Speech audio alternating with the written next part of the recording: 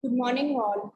On behalf of Chitkara School of Planning and Architecture, Chitkara University, Punjab, I, Assistant Professor Surbhi would like to welcome all the delegates and esteemed guests for celebrating the International Day for Monuments and Sites, World Heritage Day 2022. I also extend my warm welcome to Dr. Archana Mantri, Vice Chancellor, Chitkara University, Punjab.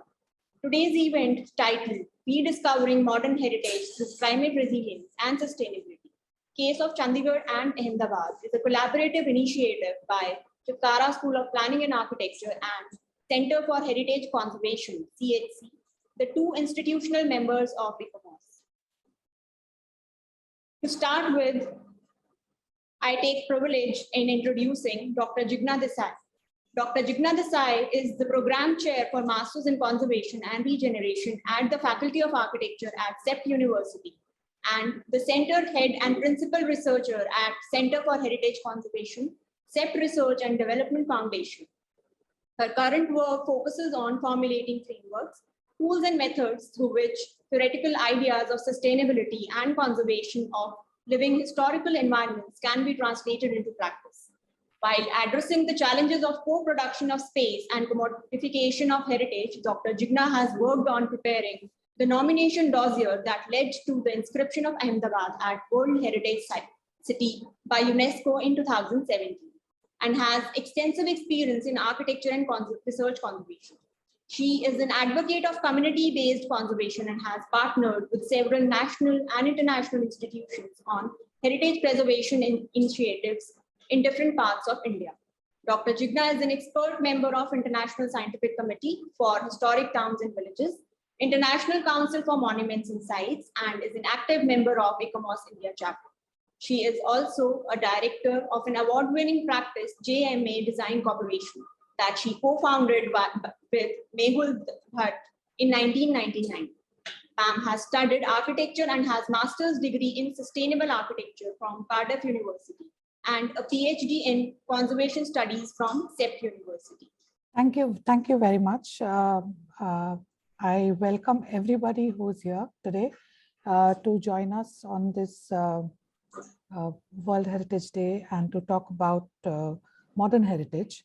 The two institutes from Chitkara and CEPT, we've come together to discuss modern heritage, and I don't think we could have a more appropriate forum because both of our institutes are situated in places that are very rich with modern heritage. Chandigarh, of course, being also a World Heritage Site. Ahmedabad also is a World Heritage Site, but not for its modern heritage. Its modern heritage is extremely precious to the citizens. Today, what we are going to do is that we will be talking about these two different modern heritage sites. And I think Kanika will speak about the program and what we are planning to do, or maybe Jayashree or Harveen will. I'll briefly talk about what we do here at CEPT and what we're going to talk about today. At CEPT, I'm just now helming two things. One is the master's course in conservation and regeneration, and the research center for heritage conservation. Through both of these, what we do is that we focus on advancing the discourse of built heritage conservation through the lenses of sustainability and equity in the Indian context specifically.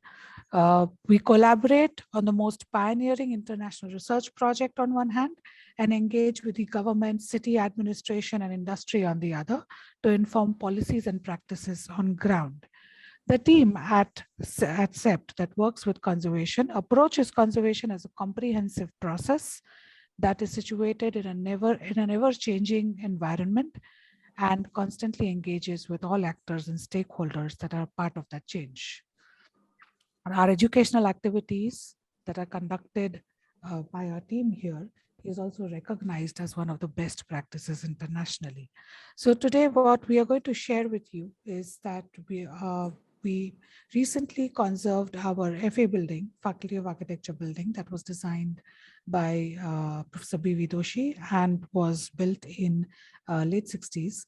And a building that rightfully has been a place for education of architecture, not just for the students who studied there, but for everybody in the world, everybody in India at least, and eventually now everybody in the world. We constantly, there are n number of case studies about the Faculty of Architecture building and how spaces for architectural education should be.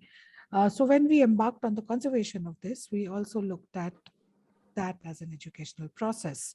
The bottom line is everything that we do over here at CEPT in relation to conservation, we work towards, we make sure that it works towards advancing the discourse and working towards creating a repository of knowledge.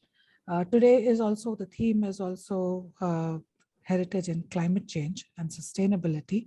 And in that context, I think many examples that we are going to look at today and the discussions that we are going to have tomorrow are going to be extremely important.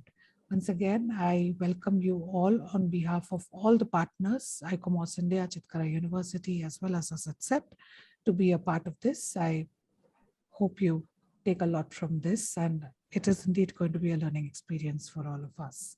Thank you very much. Thank you, ma'am. I would also like to introduce Professor Kanika Bansal, Dean, Advanced Studies, Chitkara School of Planning and Architecture, Chitkara University, Punjab. Ma'am is pursuing PhD from GNDU, Amritsar, and her area of research of doctoral research is Built Heritage Conservation in Colonial Hill Towns of India.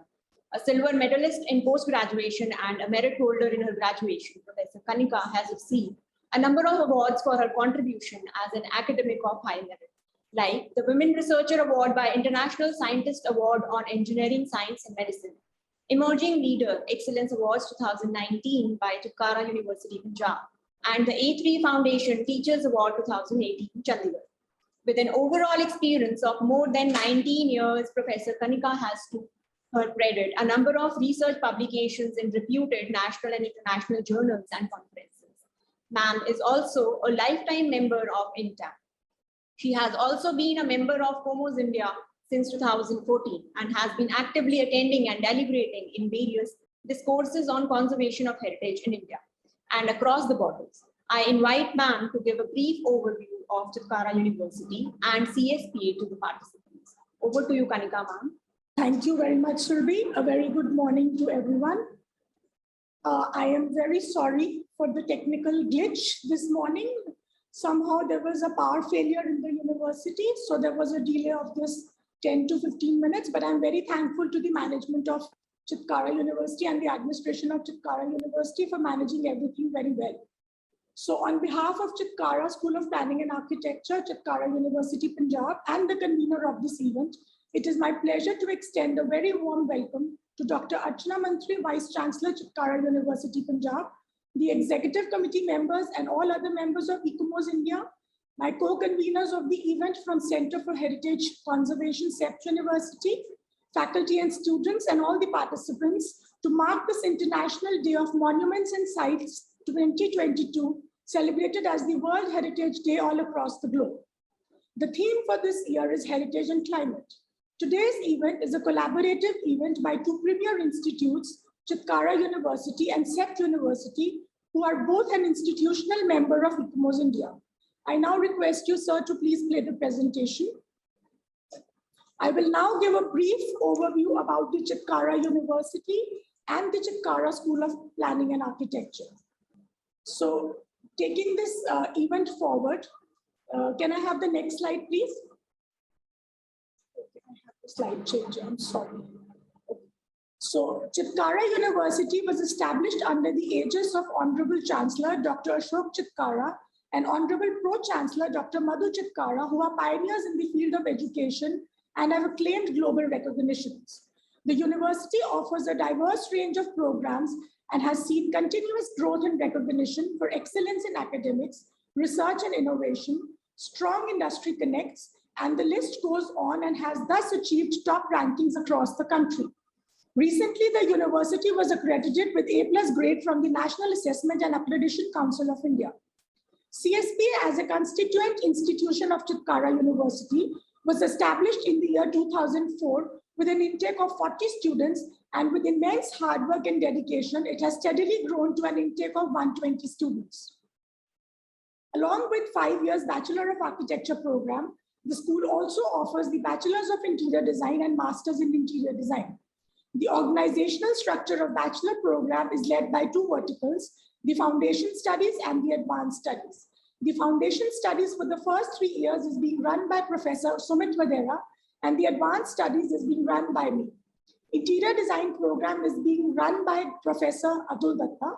Besides, CSPA also runs a PhD program in Architecture, Urban Design and Development under the Dean Professor Dr. Harveen Bhandari. Chitkara University and Chitkara School of Planning and Architecture has been consistently ranked as one of the leading architectural institutions for the past few years. It was ranked 21 in the NIRF ranking 2021. It was awarded 10th rank out of India's top 25 institutes of architecture by Outlook. It was also listed amongst the 10 topmost leading architecture institutes by the Knowledge Review and has been awarded 26th rank in India Today's Best College ranking. We have a very dynamic academic curriculum in lines of Council of Architecture India. The teaching learning pedagogy allows students to tap in their creative talents and innovative abilities, and of course introduces them to the challenging world of design and construction of buildings, urban spaces, and also prepares them to become trendsetters for changing the future of our cities. Chitkara students are trained for hands-on research, critical thinking, and analytical skills. They develop an ability to engage simultaneously with theory and practice and an understanding of how these diverse forces work together for creating the built environment. We promote semester exchange programs in collaboration with international universities, bringing collaborative activities and platforms for research for building our professionals. The pandemic didn't reduce our spirits. Besides running the core academic curriculum, we engaged our students and faculty with active participation in various teaching learning activities. Many webinars, symposiums based on research methodologies were conducted to orient the faculty. Many events based on social responsiveness were also conducted, though there was a challenge of remaining online. The university incepted the PhD program in architecture, urban design and development in 2018, and presently there are 16 scholars already enrolled in this program. Recently, the university organized a doctoral consortium with a dedicated track for architecture and built environment, which received a tremendous response from the faculty from various colleges of architecture across the country. So, Chitkara University and the school continuously strives to be the best and follows its tagline in full spirit: explore your potential. Thank you. Now, since we are running out of time and we started a little late, and our Vice Chancellor ma'am has a commitment further, so I would just take a little tweak in the schedule and wish to introduce our guest of honor for the day, Dr. Archana Mantri. A very good morning, ma'am. It is my absolute pleasure to introduce Dr. Archana Mantri, our guest of honor for the event. Dr. Mantri is currently serving as the Vice Chancellor at Chitkara University, Punjab, India. Ma'am is a PhD in Electronics and Communication Engineering with a vast experience of 30 years in research, development, training, academics, and administration of institutes of higher technical education. Ma'am's area of expertise are project management, problem and project-based learning, curriculum design and development, pedagogical innovation and management. Madam's area of interest include change management, education technology, cognitive sciences, predictive analysis, technical writing, assessment technologies, augmented reality, and electronics and communication engineering. Dr. Mantri has handled numerous international and national research projects and has guided several PhD and ME scholars. Ma'am has published more than 50 research papers in various international and national journals and conferences. Ma'am has, to her credit, more than 30 patents and is presently handling more than 5 research projects. Dr. Mantri is featured in the book Rising to the Top, brought out by IFEES, containing stories of 32 women engineering leaders from around the world. Over to you, ma'am. I kindly invite you to give us a few words of enlightenment. Thank you, Kanika. Thank you very much for inviting me to this illustrious conference, I could say. Also because today is World Heritage Day, and this year's theme is heritage and climate. And what could be any other appropriate occasion to organize this conference, this symposium, which you are doing now, today, with no other university than CEPT University, which is considered to be the pioneer and the best in the country. And of course, it also features because of the work that the faculty and students of CEPT University have done. They also feature and they are well recognized, respected across the world. Dr. Desai, thank you very much for being a part of this conference and giving your consent. Somehow, I also have a personal connection with CEPT University. Last October, I was in CEPT University to visit my son, who is studying in the 3rd year, doing his undergrad studies in CEPT University from Faculty of Interior Design. So he's a student there, and I have a personal connection.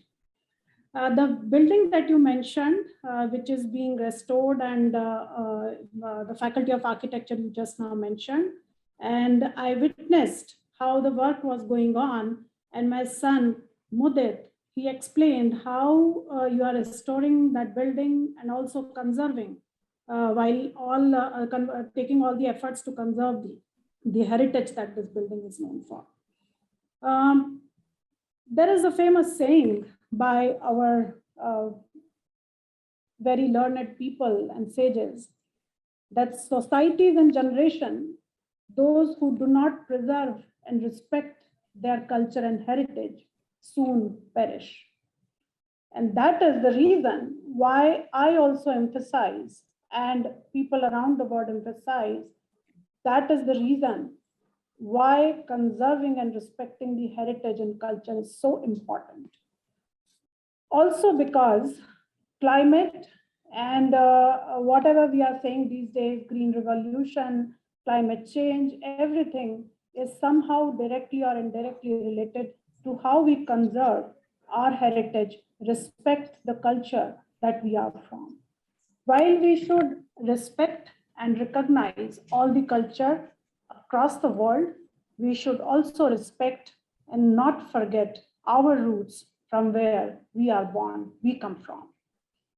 And thanks once again for organizing this conference. I'm sure the deliberations are going to be very meaningful because two universities which are situated in the modern cultural heritage, World Heritage sites, Chandigarh and Ahmedabad, are coming together to deliberate on this very important topic of conservation, heritage, and culture. I'm sure you must also discuss about how conserving and working for the heritage and culture should lead to less of climate change and can contribute in green revolution. I'm sure you are going to discuss that too. With those words, thanks once again. And I would like to see the outcome of this conference, this symposium, this deliberations, changing the way we live, changing the way we respect our culture and heritage. Thank you once again, Kanika and Dr. Desai. Thank you. Thank you very much, ma'am, for sparing time for all of us and giving us this way forward. Of course, we are looking at building this, synergy between the two organizations.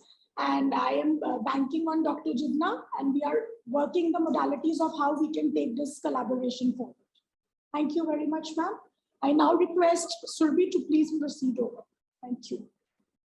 Thank you, ma'am. I now invite Jayashree Bardhan, a heritage conservation specialist from CEPT. Jayashree Bardhan holds a master's degree in World Heritage Studies from BTU, Stanford, Germany, and a bachelor's degree in architecture from CEPT. She has several years of professional experience of working on architectural projects in urban and rural contexts, mapping and heritage assessments. Jayashree was the recipient of a research grant from ICOMOS International in 2020 to conduct research on ICOMOS heritage at-risk initiatives for the lack of baseline data of organizations and initiatives within the heritage at risk sector. The research was mentored by the task team of ICOMOS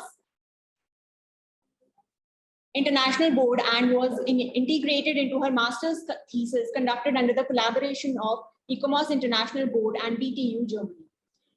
Jayashree ma'am is a member of ICOMOS and an associate member of ICOR. She currently teaches the master's program in conservation and regeneration at CEPT and is a heritage conservation specialist at the Center for Heritage Conservation. She is also involved in heritage impact assessments, expertise on world heritage and development of capacity building and educational initiatives.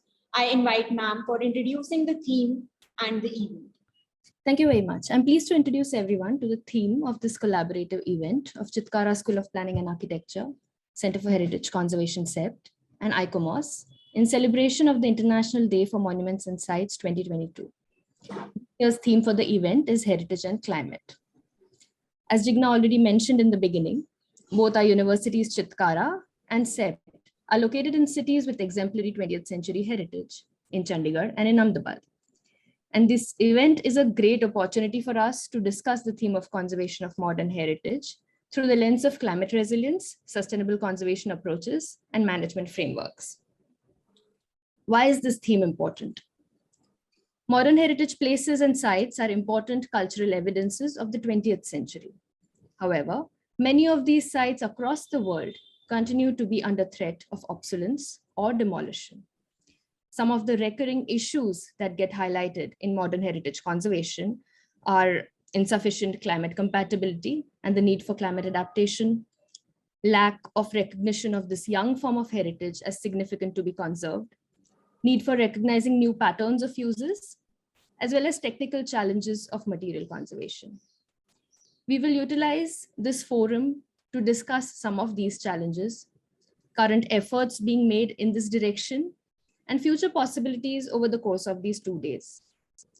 Today's 2 sessions will specifically discuss case examples from Chandigarh and Ahmedabad. Special guided tours have been arranged for in session 2 today, simultaneously at the Capitol Complex in Chandigarh and the Faculty of Architecture building along with the Millowners building in Ahmedabad. The tour will be an opportunity to observe firsthand and discuss technical processes of repairs, specific challenges, design approaches, and climatic considerations. In tomorrow's session, global perspectives and research possibilities will be presented. Very experienced experts from the field have kindly agreed to share their perspectives with us over these 2 days. We welcome you all, and we warmly invite everyone to participate in the discussions. Thank you all for joining us. Over to you, Surbhi. Thank you, ma'am. We can now proceed towards the tea break, and we shall begin with the session in another 15 minutes. Thank you. So welcome back, everyone. We now proceed to the session 1 of the event, Modern Heritage, Climate and Sustainability, case presentations from Chandigarh and Ahmedabad. This session will highlight the issues of how modern heritage sites are being affected by climate change with case examples from Chandigarh and Ahmedabad, 2 cities in India with exemplary 20th century heritage, where both the universities are located through the lens of climate resilience and sustainability. We are aware that the World Heritage properties are affected by the impacts of climate change at present and in future.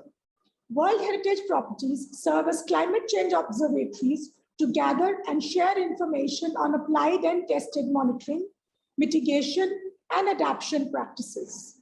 One such World Heritage property is the Capitol Complex at Chandigarh, and the first presentation of this session on restoration and preservation of the Capitol Complex Chandigarh is by Shri Chandra Bhushan Ojha and Dr. Armaan Singh. I now introduce Shri Chandra Bhushan Ojha, who is the present Chief Engineer with the Chandigarh administration and has played an instrumental role in the conservation of Capitol Complex Chandigarh. He has done his master's degree in civil engineering and his master's degree in transportation engineering. He has an experience of more than 25 years in various capacities as subdivisional engineer, executive engineer, superintending engineer, and chief engineer in the engineering department of the Chandigarh administration. He's executed various prestigious projects of buildings and road projects while being posted under the mentioned capacities. We welcome you, sir, for the presentation, and along with, I wish to introduce Dr. Armaan Singh, who is a sub-divisional engineer in the Building and Roads Wing of Engineering Department, Chandigarh Administration. Sir completed his PhD in Civil Engineering from CEPT University of Technology, Chandigarh in 2016, and Masters in Civil Engineering from Punjab University, Chandigarh. He joined the Engineering Department, UT Chandigarh, in the year 2000, therein having experience of more than 20 years in construction, maintenance, and restoration of work of buildings. Sir has also been instrumental in the restoration and preservation of the Capitol Complex, Chandigarh. Over to you, Dr. Armaan. Thank you, ma'am. Good morning to all of you. Myself, Dr. Armaan Singh, Chief Engineer Shri C.B. Ojha, sir. He will be joining soon with us. And by that time, I shall be starting and sharing with you the restoration presentation that we have undertaken in the Capitol Complex. And I will start sharing my screen soon, please. Today, we will be discussing the restoration of the Capitol Complex work that we have carried out here in Chandigarh. It has been carried out under the leadership and guidance of Shri C.B. Ojha, sir, who is the Chief Engineer in Chandigarh Administration. And all the restoration works that are being done in the Capitol Complex and other major works are done under the by the Engineering Department of Chandigarh Administration, of which Mr. C.B. Ojha, sir, is heading the department. The restoration work that we have been carrying out in Chandigarh since its inscription as a World Heritage Site in the year 2016 has been reviewed by several agencies, both in India and outside India also. In India, we have been reviewed by the initial report was prepared by the Central Building Research Institute, Roorkee, Government of India, regarding the concrete conservation. And besides other institutes that we have also been taking up the matter regarding at various times, and depending upon their expertise, we have been calling them up so as to have a review of our work that we have carried out. And in the last year, in the year 2020, the restoration work of the Capitol Complex was awarded as a first prize by the Ministry of Housing and Urban Affairs, Government of India, under the culture category for the year 2020. And it was this award was given in the year 2021 for the works that has been undertaken at the Capitol Complex. On the right side, you can also see a Swiss 10 franc note. It is a currency note of Switzerland. And they have been given such an high honor to the Capitol Complex that on one side of the Swiss 10 franc note, they have the picture of Le Corbusier, the master architect, and on the back side of the this currency note, you can see that they have printed the Punjab and Haryana Civil Secretariat building of the Capitol Complex. On the bottom, you can see the elevation, and the other parts. It is really an honor for the us that the government, Swiss government, has printed the Civil Secretariat building on the 10 franc note. The Capitol Complex was granted a World Heritage status in the year 2016 by UNESCO. It is listed as a transcontinental serial nomination, and wherein this building has been this complex has been nominated along with other buildings throughout the world. And the others, the countries are France, Switzerland, Belgium, Germany, Argentina, Japan, and India. Capitol Complex is the biggest site, and it is spread over 163 acres, and it comprises of 3 buildings and 4 monuments that has been constructed as of today. These are the High Court, Secretariat, and the Legislative Assembly, and the 4 monuments are Open Hand, Martyrs Memorial, Tower of Shadow, and Geometric Hill. There is one more monument over that is pending since it was planned by Le Corbusier. That is the Museum of Knowledge of the Governor's Palace, but it has not been constructed at site. It is being taken up by the administration. In the High Court building, was completed in the year 1957, and the heritage portion of the High Court building has 9 courts, with the first court of the Honorable Chief Justice, and then the other 8 courts are being occupied by the senior most judges of the High Court. There are three massive concrete pylons that are painted in red, yellow, and green. They represents the majesty of the law. Then each of these 9 courtrooms has their own tapestries, and these are the total. There are total 12 tapestries that are here in Chandigarh, and out of these 9 are here in the High Court building, and 3 are in the Assembly building.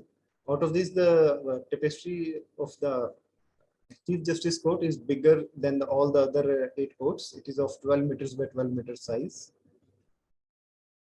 This is the Civil Secretariat building, Punjab and Haryana Civil Secretariat building. It houses the administrative headquarters for the government of Punjab and the government of Haryana. The chief minister from the state of Punjab and the state of Haryana, they have their offices over here along with other ministers and senior bureaucrats. This is the Punjab and Haryana Assembly building. This is the as called the Palace of Legislation. The hyperbolic tower is for the Punjab Vidhan Sabha, and the conical shape is of the Haryana Vidhan Sabha. Originally, it was planned for Punjab Vidhan Sabha and Punjab Legislative Council. However, after the bifurcation of the state of Punjab in 1966, the smaller house was given to the Haryana Legislative Assembly, and the bigger is with the Punjab Legislative Assembly. This building also has 3 tapestries, one at the entrance step, and 2 tapestries has been provided inside the Haryana Legislative Assembly Hall. This is the open hand, which is as you all know, this is a symbol of Chandigarh and gives the message of peace, open to give and open to receive. And next one is the Tower of Shadow. It is also the Corbusier thesis that it is possible to control the sun in the 4 corners of the building. This is the Martyrs monument that is also in the Capitol complex. Some work is still incomplete and is being taken up by the Chandigarh administration. There is a stone monument to be provided over here at the Martyrs monument. It is being for the unsung martyrs that had suffered at the partition of India. The geometric hill, it represents the rotation of the earth, so how the day and night are formed, and it has been created through the earth that was excavated during the construction of the Capitol complex. The restoration work of the Capitol complex in the phase 1, the outer exposed concrete was taken up for the restoration works, and the work was taken up on the recommendation and studies that were undertaken by the Central Building Research Institute, Roorkee. They had carried out detailed analytical studies for the restoration work, and then on their recommendations, the work was started in February 2017. The main components of the work involves the cleaning of the exposed concrete and the rehabilitation and restoration of the exposed concrete. And the main issue was that how to match the color of the restored concrete with that of the original color of the concrete, and it was also a challenge for us. And then the removal of the encroachments from the balconies in the Secretariat building. This before the restoration work was initiated. This was the exposed concrete, and some portion was in a very dilapidated conditions. And because since the construction, no holistic and large scale repair and restorations were undertaken. And this was the first time in the year when after the inscription of the property as the UNESCO World Heritage that we had initiated the work for carrying out the restoration.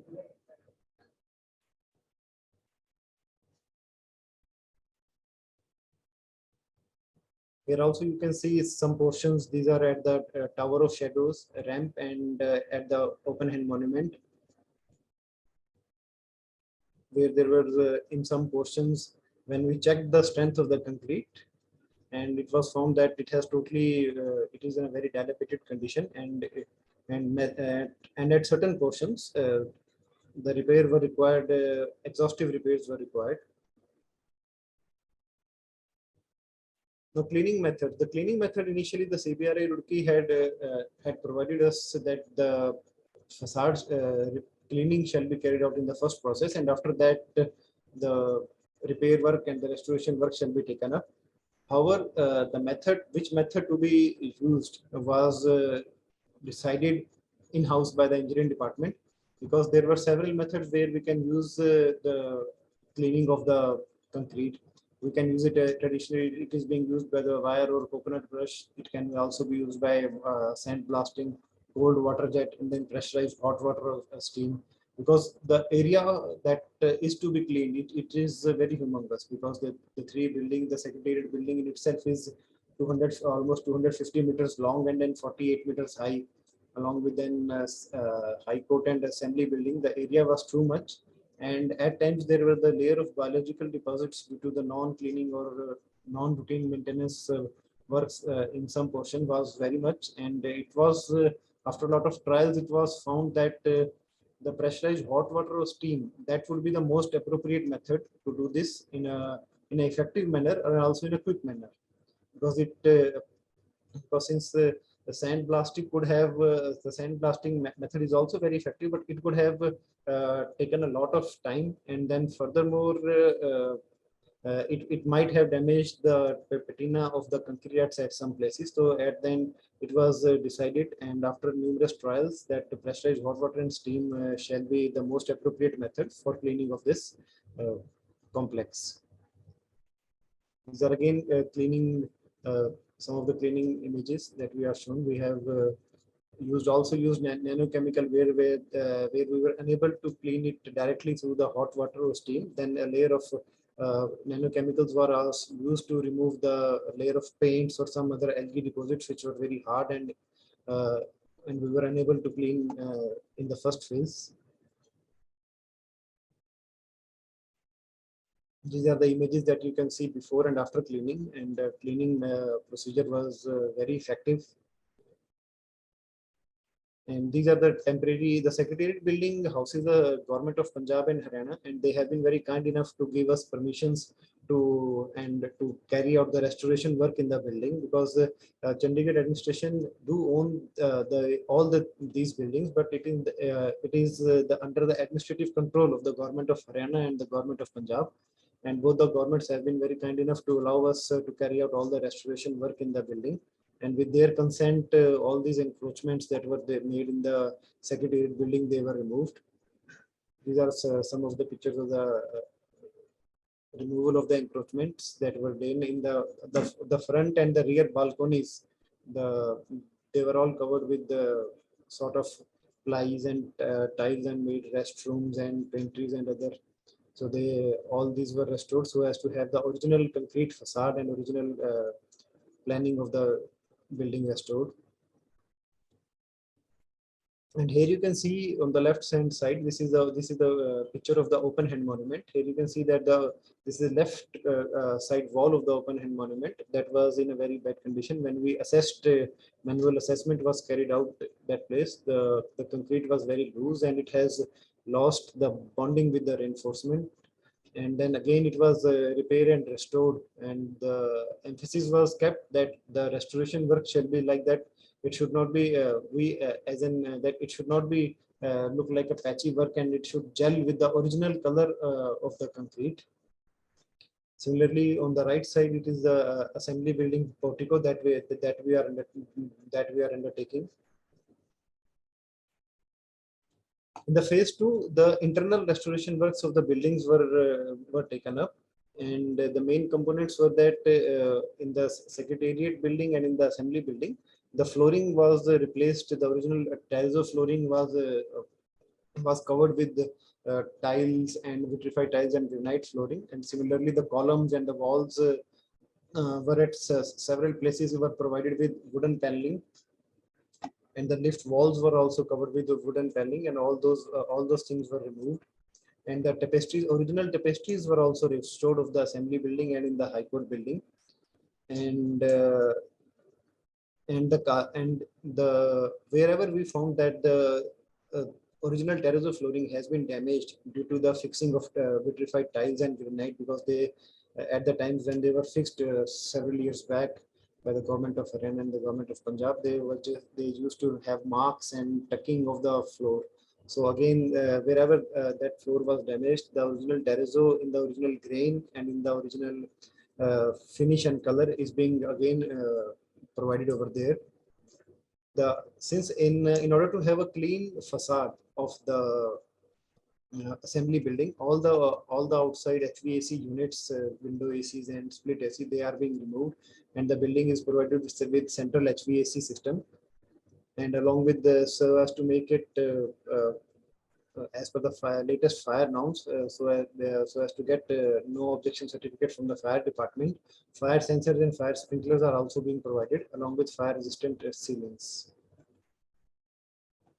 And in the secretariat building, the central, again, just similarly like the assembly building, central HVAC plant is being provided, also that all the AC units from the building are removed, along with fire sensor and sprinklers, fire resistant ceiling also, and provision of accessible toilets is also being made in all the floors by remodeling of the toilets. And interblock partitions are also being provided with fireproof partitions. This is the view of the assembly halls of Punjab and Haryana. On the left is the Punjab Assembly Hall. This is the top view from the top of the Punjab Assembly Hall. You can see how meticulously the concrete has been laid and the curves has been framed. And on the walls, you can see the acoustic panels that has been provided over there. These are the original acoustic panels that have been provided. And similarly, on the right side, it is the Haryana Assembly Hall. Inside view of the Haryana Assembly Hall. All these panels, acoustic panels, are made up of glass wools and with covering of mesh and perforated MS sheet. And there are in the Punjab Assembly Hall, there are separate entries for Honorable Governors or Honorable Speaker, the members of the House, the press, visitors, and the officers. And today, when some of you will be visiting, we will show you the separate entries that are there for the various dignitaries that come to this magnificent Assembly Hall, Punjab Assembly Hall building. And on the right side is the ceremonial gate that is being used by the Honorable Governor. It is occasionally open, and you can just, it rotates at 90 degrees, and it is opened a few times a year. And this was painted by the Lee Corbusier by himself, and it has been cubist mural painted on both the sides. And in the letter, he has confessed that he has painted this gate by sitting close to a furnace in Louvain's Jane Petit establishment was there, in which he has also credited and thanked that establishment for giving him time to paint this magnificent gate. And this gate has not been painted again. This is the original paint of the gate since the year 1962 when it was established over here, and it is still giving a very nice look over there. And these are the changes in the assembly building. In the Haryana Assembly building, several changes were made over there, and you can see both on the picture on the left and the right side that all the concrete elements which were originally as exposed concrete surface, they were covered with wooden paneling by several years back by the government of Haryana as part of the upgradation of the Assembly Hall.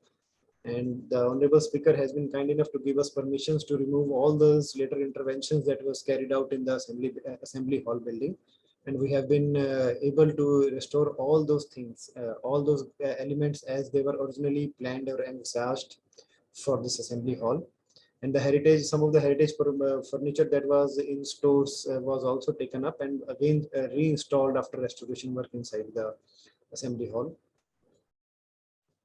These are the tapestries of the Haryana Assembly Halls, and these tapestries were, the original tapestries were damaged and in a very bad condition. Some portion were in a very bad conditions, and then these tapestries were stored and replica tapestries were installed inside the Assembly Halls. And when this restoration work in the Assembly Hall was being taken up, it was decided by the administration that the original tapestries shall be again installed in the Assembly Hall and the replica shall be removed. So these original tapestries were taken out from the stores, and these original tapestries were then restored. It was a very painstaking and very hard work that was done by our department, and then it was again the original tapestries has been installed inside the Haryana Assembly Hall. There are 3 tapestries in the Assembly Hall, in the Assembly building, 2 inside the Haryana Assembly Hall and 1 is at the entrance ramp. All the 3 have been restored. the tapestries of the Haryana Assembly Hall has been installed inside the Assembly Hall, whereas the members' lounge has been restored, but it soon will be installed over there. And similarly, here you can see that this is the Punjab's member lounge, that the original flooring was covered with the granite tiles and wooden panelings were provided. The Honorable Speaker Punjab Vidhan Sabha had gave permission to the Chandigarh administration to redo all the things, to undo all the later interventions that has been carried out there. And with his permission, all those granite floorings and wooden panelings that were removed. And again, you can see at some places the damage to the original floor, because when the vitrified tiles or the granite flooring was provided there, so they had at that time they had damaged it, and so again it was very tough and challenging for us. So as to get the original grain size and the original expert artisans who were able to cast a similar kind of floor. And the sampling carried out for more than 7 to 8 months. And after that, with the approval of the Heritage Committee, Chandigarh, we had been again able to redo this terrazzo flooring. And now we're coming to the High Court building.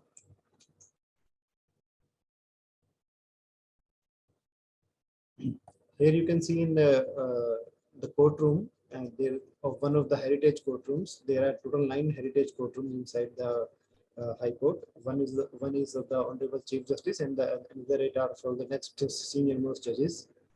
And the tapestries also here were damaged for the want of, in the picture you can see, for the want of fixing of air conditioning and other works that were carried out. And this is of the restored courtroom, that we have been able to restore 2 courtrooms out of the total 9 courtrooms. We have restored courtroom number 6 and courtroom number 9. These 2 courtrooms have been given to us by the Honorable High Court, and we have been able to restore both these courtrooms as per the original planning that was envisaged for these courtrooms. And here you can also see one of the sticker that has been stitched on the back side of the tapestries, where it is written that the tapestries has been designed by Monsieur Lee Corbusier, and it was manufactured by the East India Carpet Company Limited for Punjab High Court, Chandigarh, 1954. At that time, Punjab and Haryana was not there, and since the division of Punjab and Haryana took place in 1966, these tapestries were installed well before that. The original dais has been restored. We have been able to find the original dais underneath the plies and the wooden flooring. Similarly, tapestries has been restored, and the carpet flooring has been provided. The curtains inside the courtrooms have been replaced with blinds, and the furniture has also been restored as per the archival records. And the lamps you can see in the courtroom, they have also been, as per they are the replica of the original lighting that was provided in the courtrooms.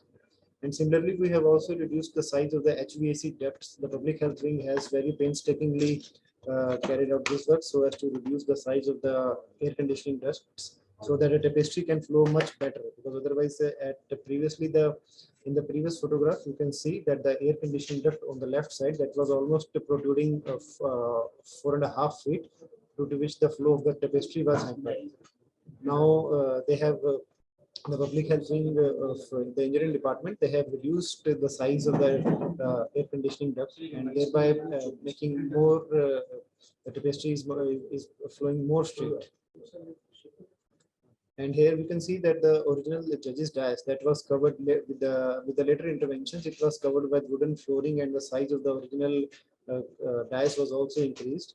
But subsequently, it has been brought the original wood panels with all this steno table and the judge's dais table. They are the original wooden planks. They were there. They were retrieved, and again. And the witness box is also the original one, and we have been able to. Thank you. This is the inner side of the governor's ceremonial gate, which is here in the assembly building. The other side of which is usually not visible to the tourists and other persons who frequently visit over here. This is the other side of the gate. Thank you very much. Thank you. Okay, thank you, Dr. Armaan. It was indeed an absolutely insightful presentation, and the way the restoration and the preservation work has been carried out, and the sensitivity which has been shown towards maintaining the original fabric and towards maintaining the original essence what Corbusier had designed it for is very well done. Thank you very much. And we all acknowledge that Capitol complex is indeed an exceptional manifestation of modern heritage, and your efforts in conserving it are exemplary and applaudable. Thank So, you. sir, taking this discussion forward, can you please bring out some of the challenges you faced in restoring the exposed concrete and follow the maintenance protocols considering the extreme weather conditions? And the main challenge in the restoration of the concrete was the cleaning of the concrete, because unless until the concrete is being cleaned, we cannot identify which portions of the concrete are damaged and how much is the damage. So the cleaning of the concrete was a very what we can say was a very main thing. Unless until we clean the concrete in a very good manner, we will not be able to have the original concrete surface, and thereby the identification of the damaged concrete will also not be possible. So that's where we had a lot of trials and testing was carried out, because initially the CBRA Roorkee had recommended us for the cleaning of the surface, but how to surface was cleaned, that was decided by the engineering department, and after doing several studies and research, it was finalized that the steam cleaning and the hot water cleaning shall be the best method for carrying out this work. And what was these considerations? I mean, if you could bring out some of the considerations that were there while you were finalizing the methods for cleaning this concrete surface? And the main thing was how was the deep cleaning of the concrete surface that was necessitated. Unless until we remove all the algae and the biological deposits and the paint marks, several places the paint marks were also done over there over a period of time, because it was the first time that in the last almost 60 years that this was carried out in such a holistic manner. It was carried out. So the main was that, and along with it was also the speed, because there are several places which were very inaccessible, and a lot of scaffolding and cranes were also particularly for the top dome of the Punjab assembly. It was very challenging work to erect scaffolding over there, and then the work was carried out. So it was both the speed and the efficient method by which this cleaning was to be done. That was the main factor for deciding this. Okay, thank you. So now, since the larger part of this process has been undertaken, how do you ensure, or probably what measures are you going to take up so that the further action of climate or external agencies do not deteriorate it, or probably the kind of action that has already been taken is maintained, or managed in the times to come? So what would you suggest, or what actions have been, into place for this? Ma'am, in this, all the stakeholders, that the Punjab and Haryana Secretariat officials, because it is, though it is owned by the Chandigarh administration building, the administrative control is of the government of Haryana and the government of Punjab. Similarly, Punjab Vidhan Sabha, Haryana Vidhan Sabha, and the High Court, all by the efforts of the administration and the engineering department, they have been apprised of the importance of the building, and they have been made aware that what changes can be done over there in the building and what cannot be done. Do's and don'ts has been worked out along with there, and they have been very helpful and kind enough to accept most of the recommendations of the Chandigarh administration, so that any such thing again is not done which damages the outstanding universal values of these monuments, and keeps and the original texture of the concrete is kept intact. And further, the cleaning is being, since concrete has its own life as per and all these buildings have been constructed in the year 1960s, and it almost completed 62 years, more than 60 years. So they need more maintenance. As the aging of the building will be more, the maintenance will be more. When a person gets old, it needs more medicines, more tests, and more checkups. Similarly is with these buildings also. So regular maintenance is being through cleaning, and water repellent coating is also being provided at certain places which are, we feel like that is being more damaged due to weathers.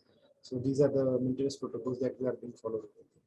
And we also see that, the weather conditions are getting extremer day by day. Extremely. The heat is also increasing. And of course, the weather conditions in the winter seasons have also become absolutely extreme.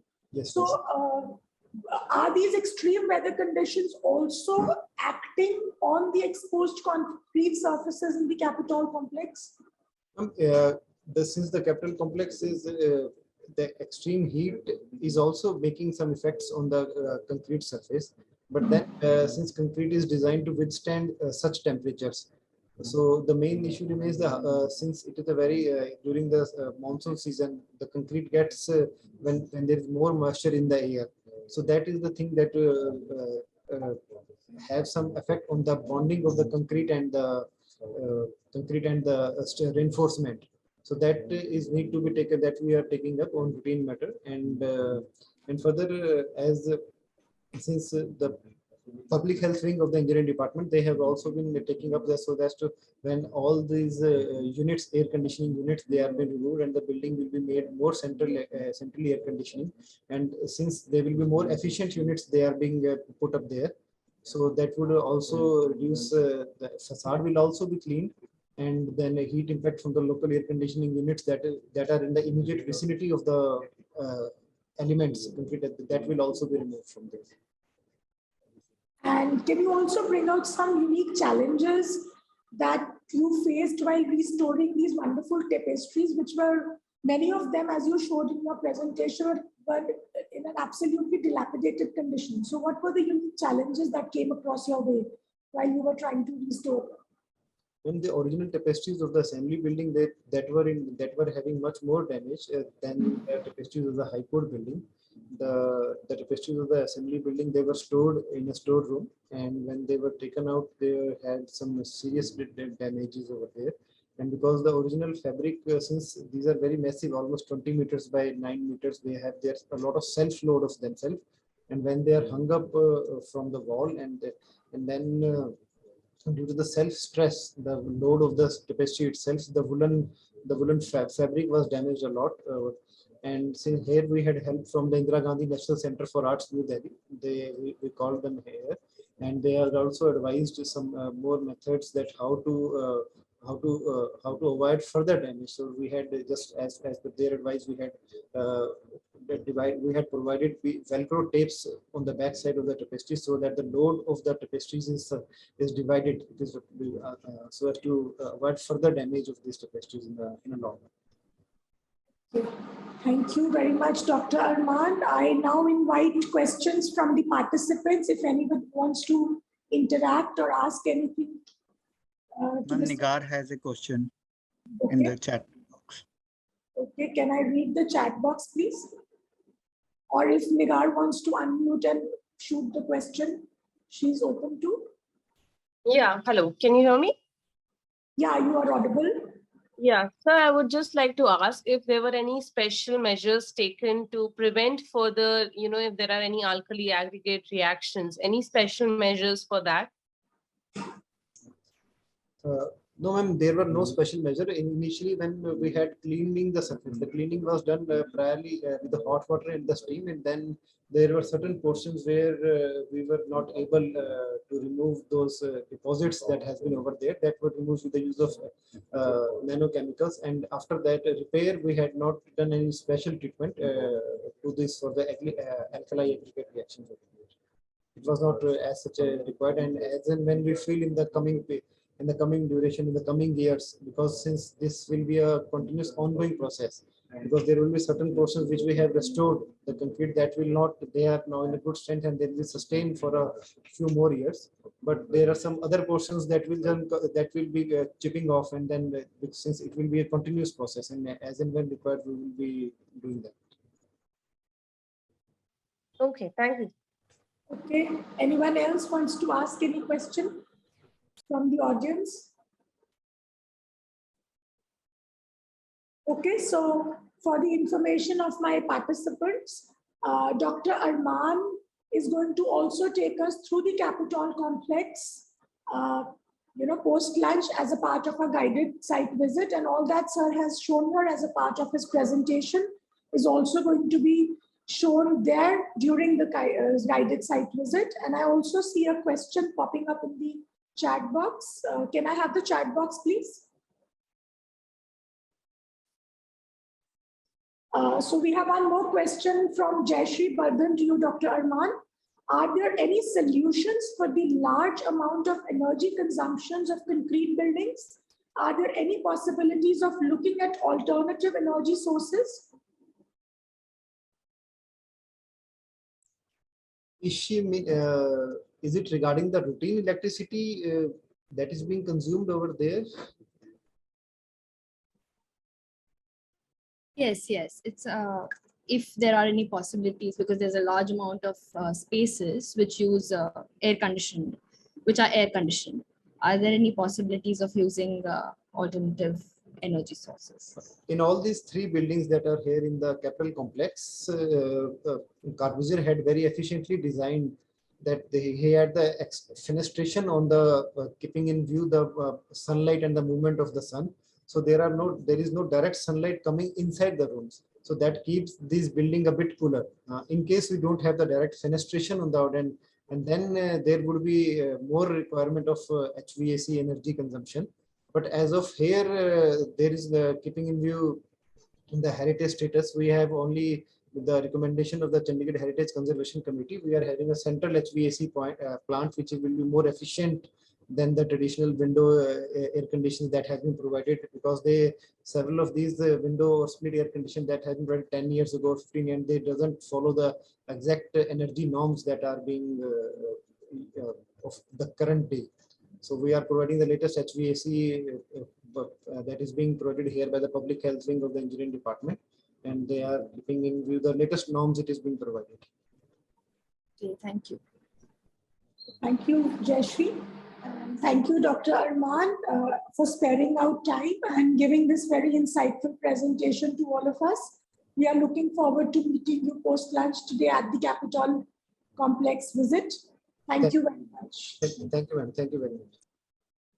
Yeah, for the information of all my participants and Dr. Armaan, we also had this very interesting competition where our students were supposed to pick up one heritage site and give a very interesting sketch or use any medium to present a World Heritage Site or maybe any heritage site. So our students came up with these, there were a lot of entries that we received, and the entries that I'm displaying are the award-winning entries. So this is one of the, and we've sort of, made these postcards as a part of, small symbolic mementos or whatever we call them for, distributing across our campus so that everybody sees and remembers that 18th April is the World Heritage Day and is of a lot of importance for all of us. So this we see is the Hawa Mahal. And interestingly, the students have an idea of World Heritage Site, what World Heritage Sites are, and all three entries that have won. This is the, railways of India, which are also World Heritage Sites. And this is the Sun Temple, Konark, which is also one World Heritage Site. And all these three paintings are the outcome of the competition that was floated as a part of the World Heritage Day today under the aegis of Dr. Harveen Bhandari. So thank you, Dr. Armaan. Excuse me, ma'am. Chief Engineer sir has also joined. He will also just say. Right. Okay, please. We'll be happy to have him with us. A very good morning, sir. Good morning, ma'am, and good morning to everybody. I am extremely sorry I could not able to give the presentation, but because there was some very urgent court case regarding power, something Chandigarh, some specific issues was there. That's why I was not able to give presentation. But Dr. Armaan Singh, I'm sure that he has given very good presentation regarding this restoration of Chandigarh Capital Complex. First of all, because today is World Heritage Day, so it's very useful day for all of us who are involved in such restoration of World Heritage Site, especially for Chandigarh, as we know that it is living heritage, and because this is the largest of in 2016 we have got this World Heritage tag. UNESCO declared as a World Heritage site. After that, we have carried out a lot of works, starting from internal and even external restoration works.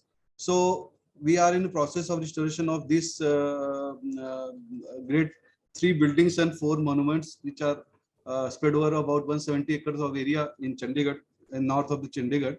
And even we are following very high and we are following very high degree of precision for carrying out renovations and even restoration work of these buildings, because we are giving prime importance to maintain and keep this our heritage building. As already I think the presenters were shown to all of us that these buildings were constructed about in year 1960 or 1950 to 60, but with the passage of time there is revision of structural codes. Even the building construction techniques has been changed a lot. But in the passage with passage of times, these buildings were constructed so many years earlier. But after getting it checked from the number of tests we have carried out, non-destructive tests and other analysis, chemical analysis, we came to know that the structural strength of these buildings is as good as today's buildings. Whatever you are constructing, M40, a minimum M45 grade of concrete, they are showing the strength, very good strength. So I can say, I will not take so much time, but I just want to say that we are keeping a lot to maintain this our World Heritage site in Chandigarh. And we'll also, because only we have done only about 30-40% we are work completed. We are going to restore the internal area of this capital complex, because this is a living heritage, means all these administrative offices of Punjab and Haryana are situated in these buildings. So we are facing a lot of challenge to finish this job within a specified times. But we are sure that we will going to complete this in very limited and fixed timeline with the cooperation of Haryana and Punjab government. So I can say only this one, this much. I think you are going to have a site tour on these buildings. I think today evening or tomorrow. So today post lunch.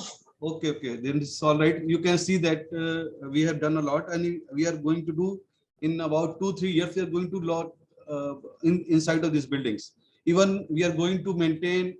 We are going to because even landscaping areas, we are going to restore it. Even some Martyrs memorial monuments is because these were planned in year 1960 or something 70, but due to passage of time, some artists were not available, so these were not completed. Now we have taken a task to complete these all monuments, and we are sure that in the next 1 year and so, we'll able to restore all these monuments in capital complex, and it will also add to one of the main point of attraction to tourists. We are some heritage lover, we are going to visit this capital complex site. So thank you very much. I'm extremely sorry for not able to join this total deliberations, but I am thankful for giving me some time for have interaction with the on this World Heritage Day. Thank you, Manish. Thank you, please. Thank you very much, sir. Your presentation, the presentation by Dr. Armaan was very interesting and very insightful, and your words and your commitment shows it all. The kind of work that has been carried out and the kind of restoration works which are absolutely sensitive and much required. Otherwise, if we leave it to what condition it is now, it will further deteriorate in the times to come. So your efforts and your sensitivity and the way the restoration work is being taken on is absolutely commendable. We all, as heritage professionals, thank you very much for taking up this initiative so actively. And we are looking forward to also witness all this in today's site visit post-lunch. Thank you very much, sir, for spending out time and giving us your valuable insights. Thank you, please. Thank you. So while we've had a very interesting presentation by Dr. Armaan Singh and Mr. C.B. Ojha on Chandigarh's Capitol Complex, we now proceed on to the panel discussion, which is going to take you from Chandigarh to Ahmedabad. This panel discussion on initiatives for conserving modern heritage in Ahmedabad is going to be presented by Dr. Jigna Desai, who is the Center Head and Principal Researcher of CEPT University, and Annabel Lopez. Annabel Lopez is a Delhi-based architect and heritage management consultant with over 3 decades of experience. She provides consultancy services to organizations like INTACT and World Monuments Funds and is involved in the preparation of World Heritage nomination dossiers and conservation management plans. Her professional interests range from documentation to legislation for the protection of 19th and 20th century architecture and planning. Noteworthy projects including pursuing legal protection for post-independence architecture in Delhi on behalf of INTACT Delhi chapter and a CCMP for the Sardar Vallabhbhai Patel Stadium, Ahmedabad, a 20th century icon that was part of the city's nation-building activities for World Monuments Fund. She's been trained at UNESCO in the preparation of heritage impact assessments, and this forms a large part of her professional activities. Annabel is the coordinator of NSC-20C ICOMOS India and an expert member of ICOMOS ISC-20C. The panel discussion will be moderated by Riyaz Tayyabji, who is a practicing architect and partner at Anthil Design Ahmedabad. He is actively involved in architectural documentation, research, and academics, and has been a former associate professor at the Faculty of Architecture, CEPT University. Architect Riyaz was the coordinator of the Gandhi Heritage Sites Mission, set up to document the buildings made by and related to the life of Mohandas Karamchand Gandhi from 14 to 16. Sir has recently completed his terms as team lead at NIUA, working on a heritage conservation plan for the World Heritage City, Ahmedabad, following its UNESCO inscription. He is also the co-founder of the online architectural platform, Posh Studio. He has published an article guide to the city's architecture. While Annabel is going to join us soon, Nityaa Iyer is going to present on her behalf. Over to you, Mr. Riyaz, Dr. Jigna and Nitya. Good morning. I hope I'm audible. Yes, sir, you're audible. Thank you. Thank you, Chitkara University and CEPT University for this invitation and this topical discussion that we are going to have. Yes, I just wanted to say that Annabel is not able to join us immediately. And so the conversation and the presentation will be carried out by Nityaa Iyer in her place. We've just heard some very, very interesting and insightful and seen some presentations about Chandigarh, the other city that's well known for its heritage building, or its modern buildings, which recently have been designated as modern heritage, is the city of Ahmedabad. And Ahmedabad has very notable buildings from the 1950s onwards, and even prior to that, but those of the 1950s are particularly of interest. And they were expressive of a particular,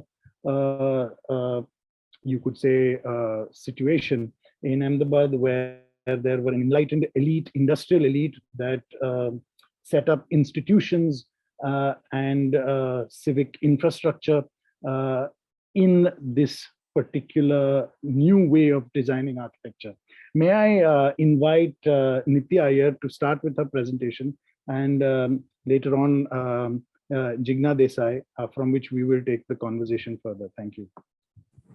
Thank you, everyone.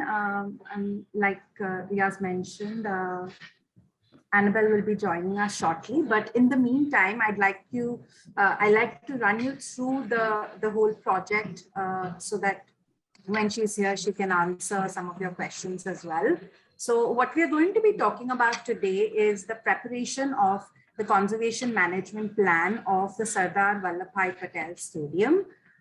This stadium is actually situated in the heart of the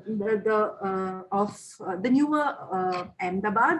It's particularly, if you notice over here, at the bottom is the stadium itself, and then you see Sabarmati right flowing through the leftmost portion, and you see that it's quite a bustling city. And this, if you notice just visually now as well, is a significantly large open space within the larger context of the city as well. To give you further context, it's actually situated within the Navrangpura neighborhood of Ahmedabad and is very closely situated to the river, which plays an integral role in just understanding the city and how the city sort of flourished. It is connected to the larger neighborhood to two primary roads on the east, the south and the west. And you have a lot of development and institutional partners, institutional organizations that are there around this area. To talk about the history of the stadium itself, it was actually in the early 1950s that the territory of Bombay gave around 80,000 square yards of land to the Cricket Club of Ahmedabad to develop a cricket stadium and a clubhouse. This task was then handed over with the land to the Ahmedabad Metropolitan Enterprise at a nominal cost. And Sheikh Chinnubhai Chimanbhai was the driving industrialist and the previous civic chairman of Ahmedabad then, who took up this initiative and made special efforts to employ an incredibly famous designer at that time, who is Charles Correa. And Charles Correa actually took up to design the arena, the game arena, and the clubhouse.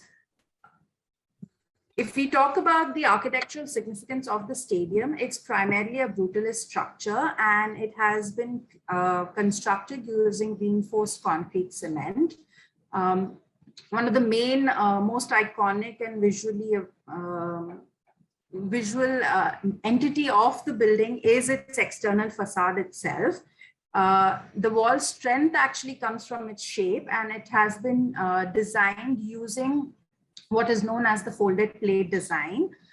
What this essentially means is that the facade actually has a zigzag pattern that horizontally runs along the periphery of the stadium. And by using the folded plate design, it enables the designer to actually use thinner, lighter walls in order to attain the strength that is necessary and create a very beautiful, interesting form. Over here on the right, what you actually see is the concourse of the stadium, and on the right hand side of the repeating elements that you see on the design, those are the folded plate facade elements that I am talking about. The structural significance of the stadium is quite high as well, and of course you see that just by the images over here. If you notice over here, and you'll see it more in detail in the other photographs, you have the pattern that gets formed in the external facade is this A-shaped arch-like patterns. And these are the folded plates that you see in the middle that are connected by a diaphragm in the top. Of course, what you also see over here are these interesting gargoyle or gutter details that you see right on top to ensure that the water is sort of moved away from the structure during the rainy season. What's also interesting to note here is that originally the building was designed to entirely be covered by a roof, which was meant to be a cantilevered, again, folded plate construction. However, because there wasn't enough time and money at that point in time, only partially the stadium is currently covered. Almost a fifth of the stadium is only roof. That roof is also a very iconic and significant part of the structural significance of the building. And that is about 20 meters wide and cantilevered. while we talk about all these, the structural significance of the building, it is important to note that these were actually designed by Mahendra Raj, who is an eminent structural engineer of India and has designed multiple other buildings in Ahmedabad and in other parts of the country. Here in the photographs, you also see again that very clear structural language that sort of marries with the architecture to really create a very beautiful, aesthetically pleasing space. On the left, you see the external view where the A-shaped arch-like feature that I spoke about is pretty evident in the way the folded plates have been designed and connected with tie beams and diaphragms. In the center image, you see the inclined leg detail, which is part of the seating frame of the stadium. This is basically the frame which carries the most of the seats that are designed, which you see in some of the other photographs as well. And in the extreme right is the view of again the seat is merging, basically seating frame is merging with the seats, the precast seats that are there on the building as well. Here is another image of the precast seats that I was talking about. And if you notice, this is also on the top is the ceiling. This is the only part of the structure that has been roofed. So the joinery that you see, that's a very critical knee joint that has been created, which connects the cantilevered roof to the inclined leg of the A-frame that is on the exterior of the, it forms the exterior facade of the stadium. And this is another beautiful perspective view, just to give you an overall understanding of how the stadium looks when you actually enter into the stadium from the outside. With on your left, the inclined leg and the A-frame, and on your right, the seating frame, and then of course the concourse that is sits between the two members, and the roof is created by the precast seat itself. Just to give you a much clearer idea of what really happens through the process, I'd like to now move through and explain the methodology and the process that was employed by the team in order to be able to execute this. And before we take a deep dive into the approach, I'd also like to share a few challenges that we faced and give you some insights that enable us to identify all the conservation issues specifically. We began our work on site by first identifying the different elements of the stadium, their materiality, their arrangement, classification based on use and function. Simultaneously, we also engaged in archival research. So if you see on your left and on the top right, those are some of the examples of the kind of archival material we got from our knowledge partners. This helped us develop a deeper understanding of the architectural intent, overall program, the evolution of the design from concept to execution. And this research also helped us verify which designs eventually got the variations in got implemented, and what were the variations in designs of the different components compared to what was built today on site. For instance, if you notice on the plan itself and on the model on your left, top right, you will notice that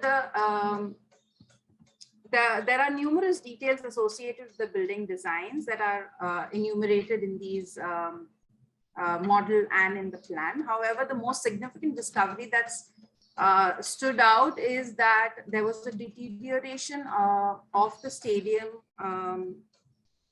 and what was noticed is that the cantilevered, they didn't have enough time, so they weren't able to actually create the cantilevered roof. So if you notice the model, it was intended to have a whole roof, but now if you notice, it wasn't the case. So, and of course, if you notice in the plan, you will also notice that there was a moat design that was created, which is evident in the left portion of the plan itself.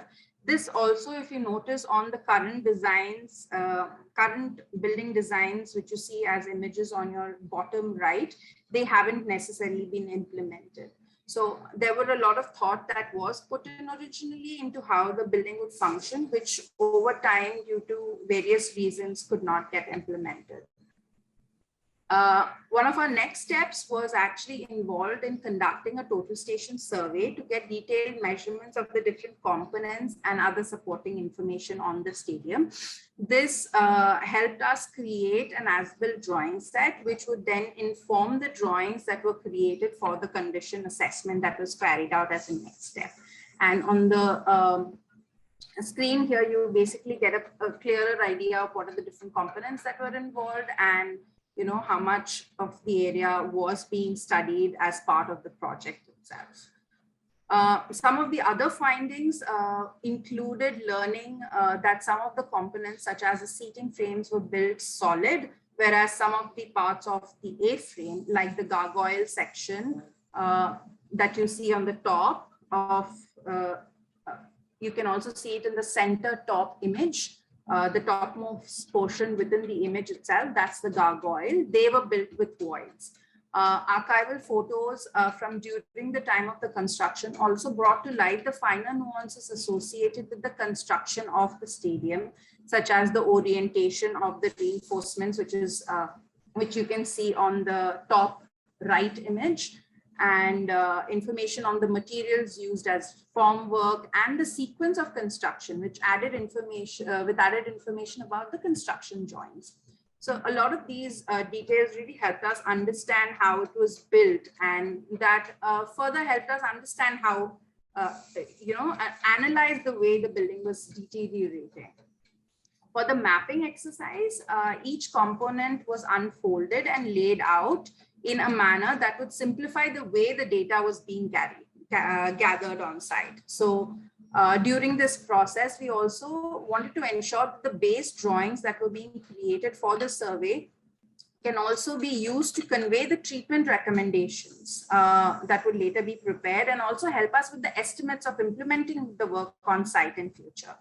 At the same time, we also began work by creating a visual glossary of issues that we were seeing on site. And this glossary was classified based on issues that were important and we need further scientific testing, and the ones that were minor but need attention in order to highlight the aesthetic and architectural value of the stadium.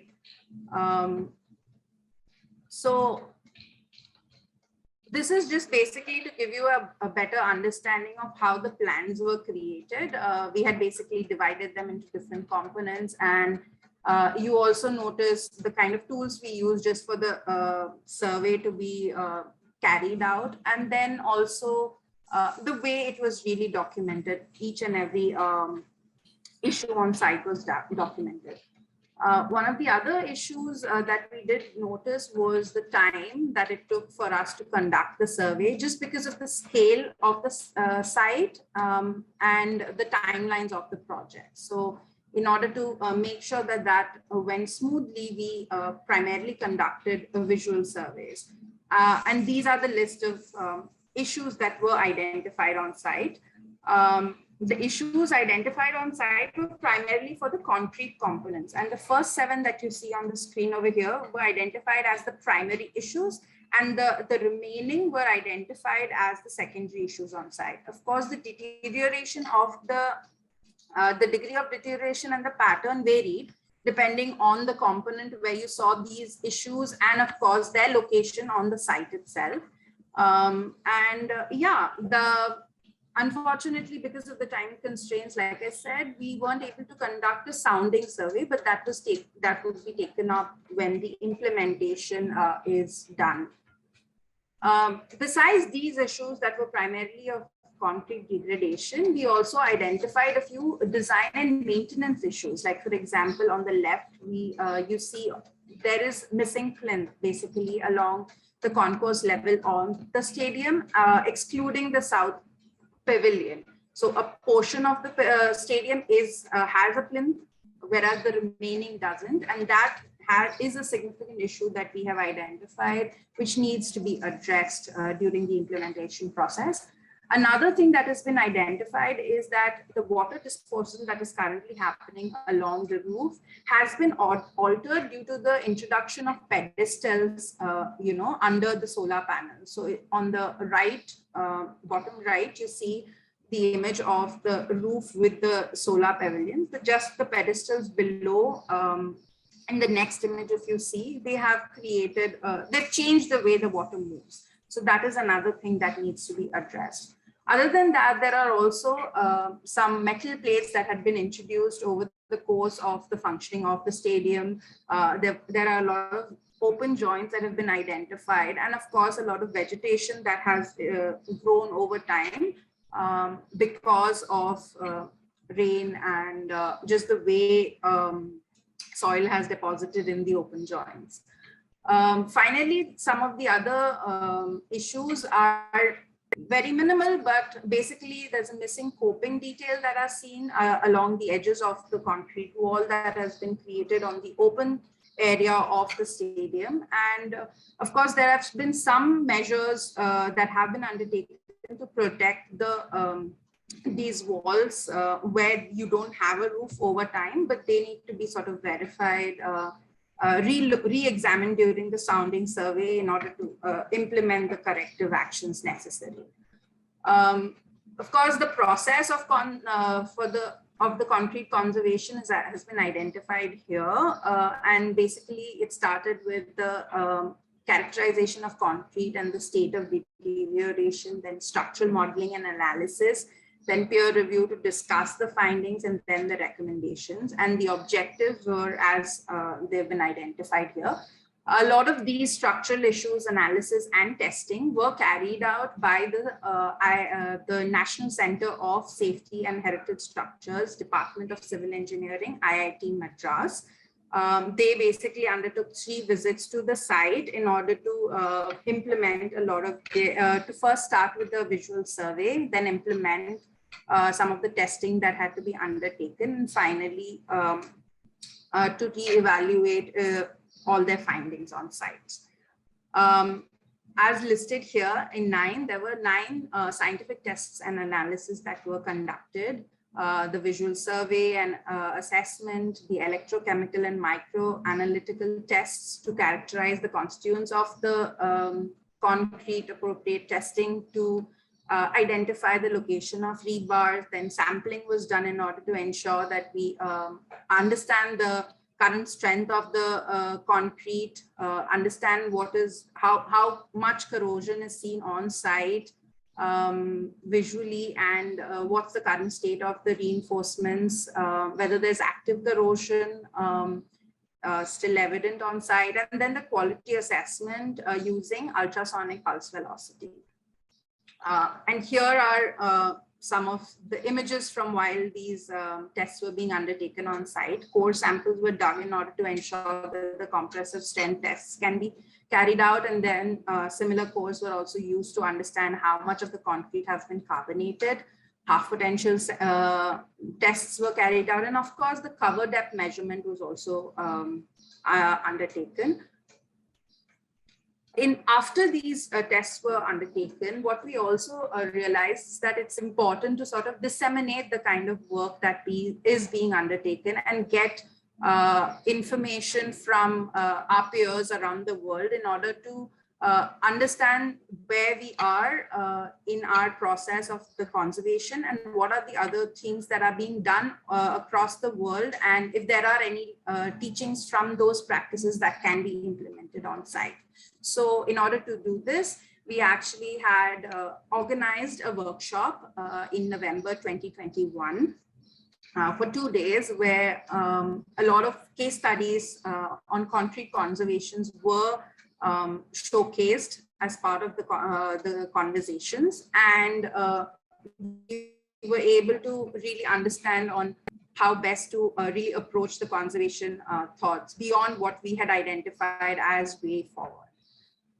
So finally, our findings were fourfold. The first one is that we realized that it's in good state of conservation overall, the concrete. There is some visual corrosion of steel and some spalling of concrete that has been identified. And of course, the previous repairs that were undertaken in about 12 years back, they were failing. So they needed to be addressed. And there were some potential corrosion of steel that were identified, which were not really visible quite immediately. After all these testing and analysis were undertaken, we also took up the opportunity to prioritize the interventions. And here's the table which showcases what we have identified as the main priority, which would be the first components that need to be addressed as part of the implementation process, the second and the third.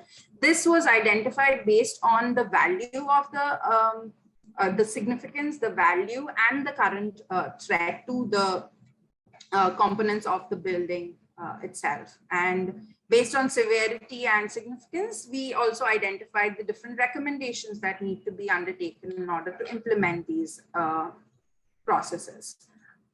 In order to ensure that this whole concrete conservation work is more comprehensive on site, the team also engaged in, extensively engaged in having conversations with the various stakeholders and users of the stadium through different activities. This included oral history projects, stakeholder meetings and workshops. And those are what I'd like to sort of talk about moving forward.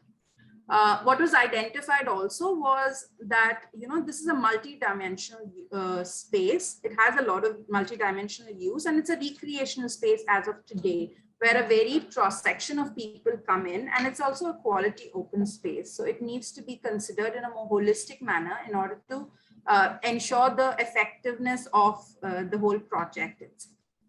So starting with the workshops that we undertook, we had 4 workshops that we did. The first one, like I mentioned, was on the approaches for the conservation of concrete. We also did one to build awareness on the 20th century heritage. We also had some community consultation with stakeholders. This was led by our placemaking consultants. And I'll mention them when we talk about their findings. And additionally, we also had one where we spoke about what are the different kinds of uses and revenue models that would be necessary for the stadium to ensure that it runs in a more sustainable manner after the conservation work is also carried out. So beginning to understand and establish more concretely the societal values of the space, we did this project where we identified different stakeholders who have engaged with the stadium, and we basically collected their oral history. And to strengthen this, we also, these were prominent individuals, right? So all the people who have been mentioned by name here, they have been engaged and have engaged with the site also on a more personal level. But to broaden the engagement and broaden the understanding of how different people engage with the site, we also launched an outreach initiative in January 2021, which was to celebrate the Sardar Vallabhbhai Patel Stadium, My Stadium, My Memories. And this sort of was an effort to gather oral histories and collective get more memories of people, the community who are using it. They could be anybody from any walk of life, but the idea was that they can help us understand how they feel about the site. And that was one of the initiatives that were undertaken. What we also did through this is we also did a detailed study of the different stadiums, what was the history of the cricket at that point in time, and established understanding the stadiums and their way of functioning, and the game also, because the game has changed over time. It was something else in the when this stadium was built, and today it's become more broadcasting oriented. So to understand how the programming has changed and how that can be accommodated was a significant part of understanding these societal practices. So our 2 placemaking consultants who have been listed here, they also undertook a SWOT analysis to really dig deep into making sure that what needs to be done in order to ensure that, the building thrives beyond the conservation in terms of programming. And they also wanted to ensure that, this analysis helps them bid for, collaborative fundings in form of donations by independent corporate agencies to ensure that this stadium is run in a more sustainable manner. So meetings with AMCs, with the Cricket Association, tennis clubs, and other well-known people associated with the stadium was also carried out. The user groups were identified, and of course, the activity patterns were also identified as part of surveys to develop a deeper understanding of how, what kind of changes can be brought out, what could be introduced. And informally, what they also did is they created a Friends of SVP Stadium group where you could engage in conversations with the different stakeholders in order to get a deeper understanding. This is the significance workshop that I spoke about just previously. And we created finally a publication of this, so you can actually go in and find this eventually once this is up online on public domain. Finally, after all these different studies were carried out to understand the societal values, and placemaking consultants did, come up with their whole strategy of what needs to be undertaken. We also engaged with the RMA architects. They were onboarded and they were part of the team to re-look at the master plan of the whole complex, stadium complex itself. And what was looked at is that one of the key factors like sustainability by public transport, a safe environment, adequate parking within the complex, these were assessed in order to make this an ideal venue for community-based activities. What was also identified as part of the community engagement is that presently it's a very underutilized site because of the lack of adequate amenities like toilets. So with the conservation of the built fabric and just the interventions like toilets, addition of toilets, and also just improving the circulation, it can hugely enhance the viability of the space as a major venue for public events. And we did a lot of these studies while ensuring that the original intent, the programming, and the significance of the site does not get altered. So finally, these are the plans that were sort of formulated as part of the master plan of the site. Spaces for retail shops were introduced, cricket coaching, which is a very significant part of how the site is used today. A lot of focus was given in ensuring that that program continues to flourish on the site. Other sports facilities were also introduced in order to make this more a sports complex that rather than just a cricket stadium space, because that was also one of the things that was originally thought of while this space was being designed. Finally, I'd like to introduce to you the different advisors, knowledge partners, and consultants who were part of the stadium project. And this is the major milestones that were sort of achieved as part of the whole process of preparation of this conservation workshop. So thank you so much for your time. Over to you, Riaz. Thank you so much, Nitya. Thank you for that very detailed presentation that really takes us up close to the building as it is now. And while you were talking, it occurred to me that I mentioned very casually that there was an elite in Ahmedabad, and though there was, of course, a lot of crossover between the municipality and that elite, and that there were several public projects. There was also at that particular point of time a certain kind of how would you say, optimism within the municipal and public structures that operated. And it's the architecture of this stadium could only be possible with that kind of optimism. So I just thought that it was wonderful to see through your quite detailed technical presentation also this cultural dimension that perhaps we can open up in conversation a little bit later. I'd Yes, like to invite, definitely. yeah, I'd like to invite Jigna to make her presentation. Thank you. Thank you, Riaz.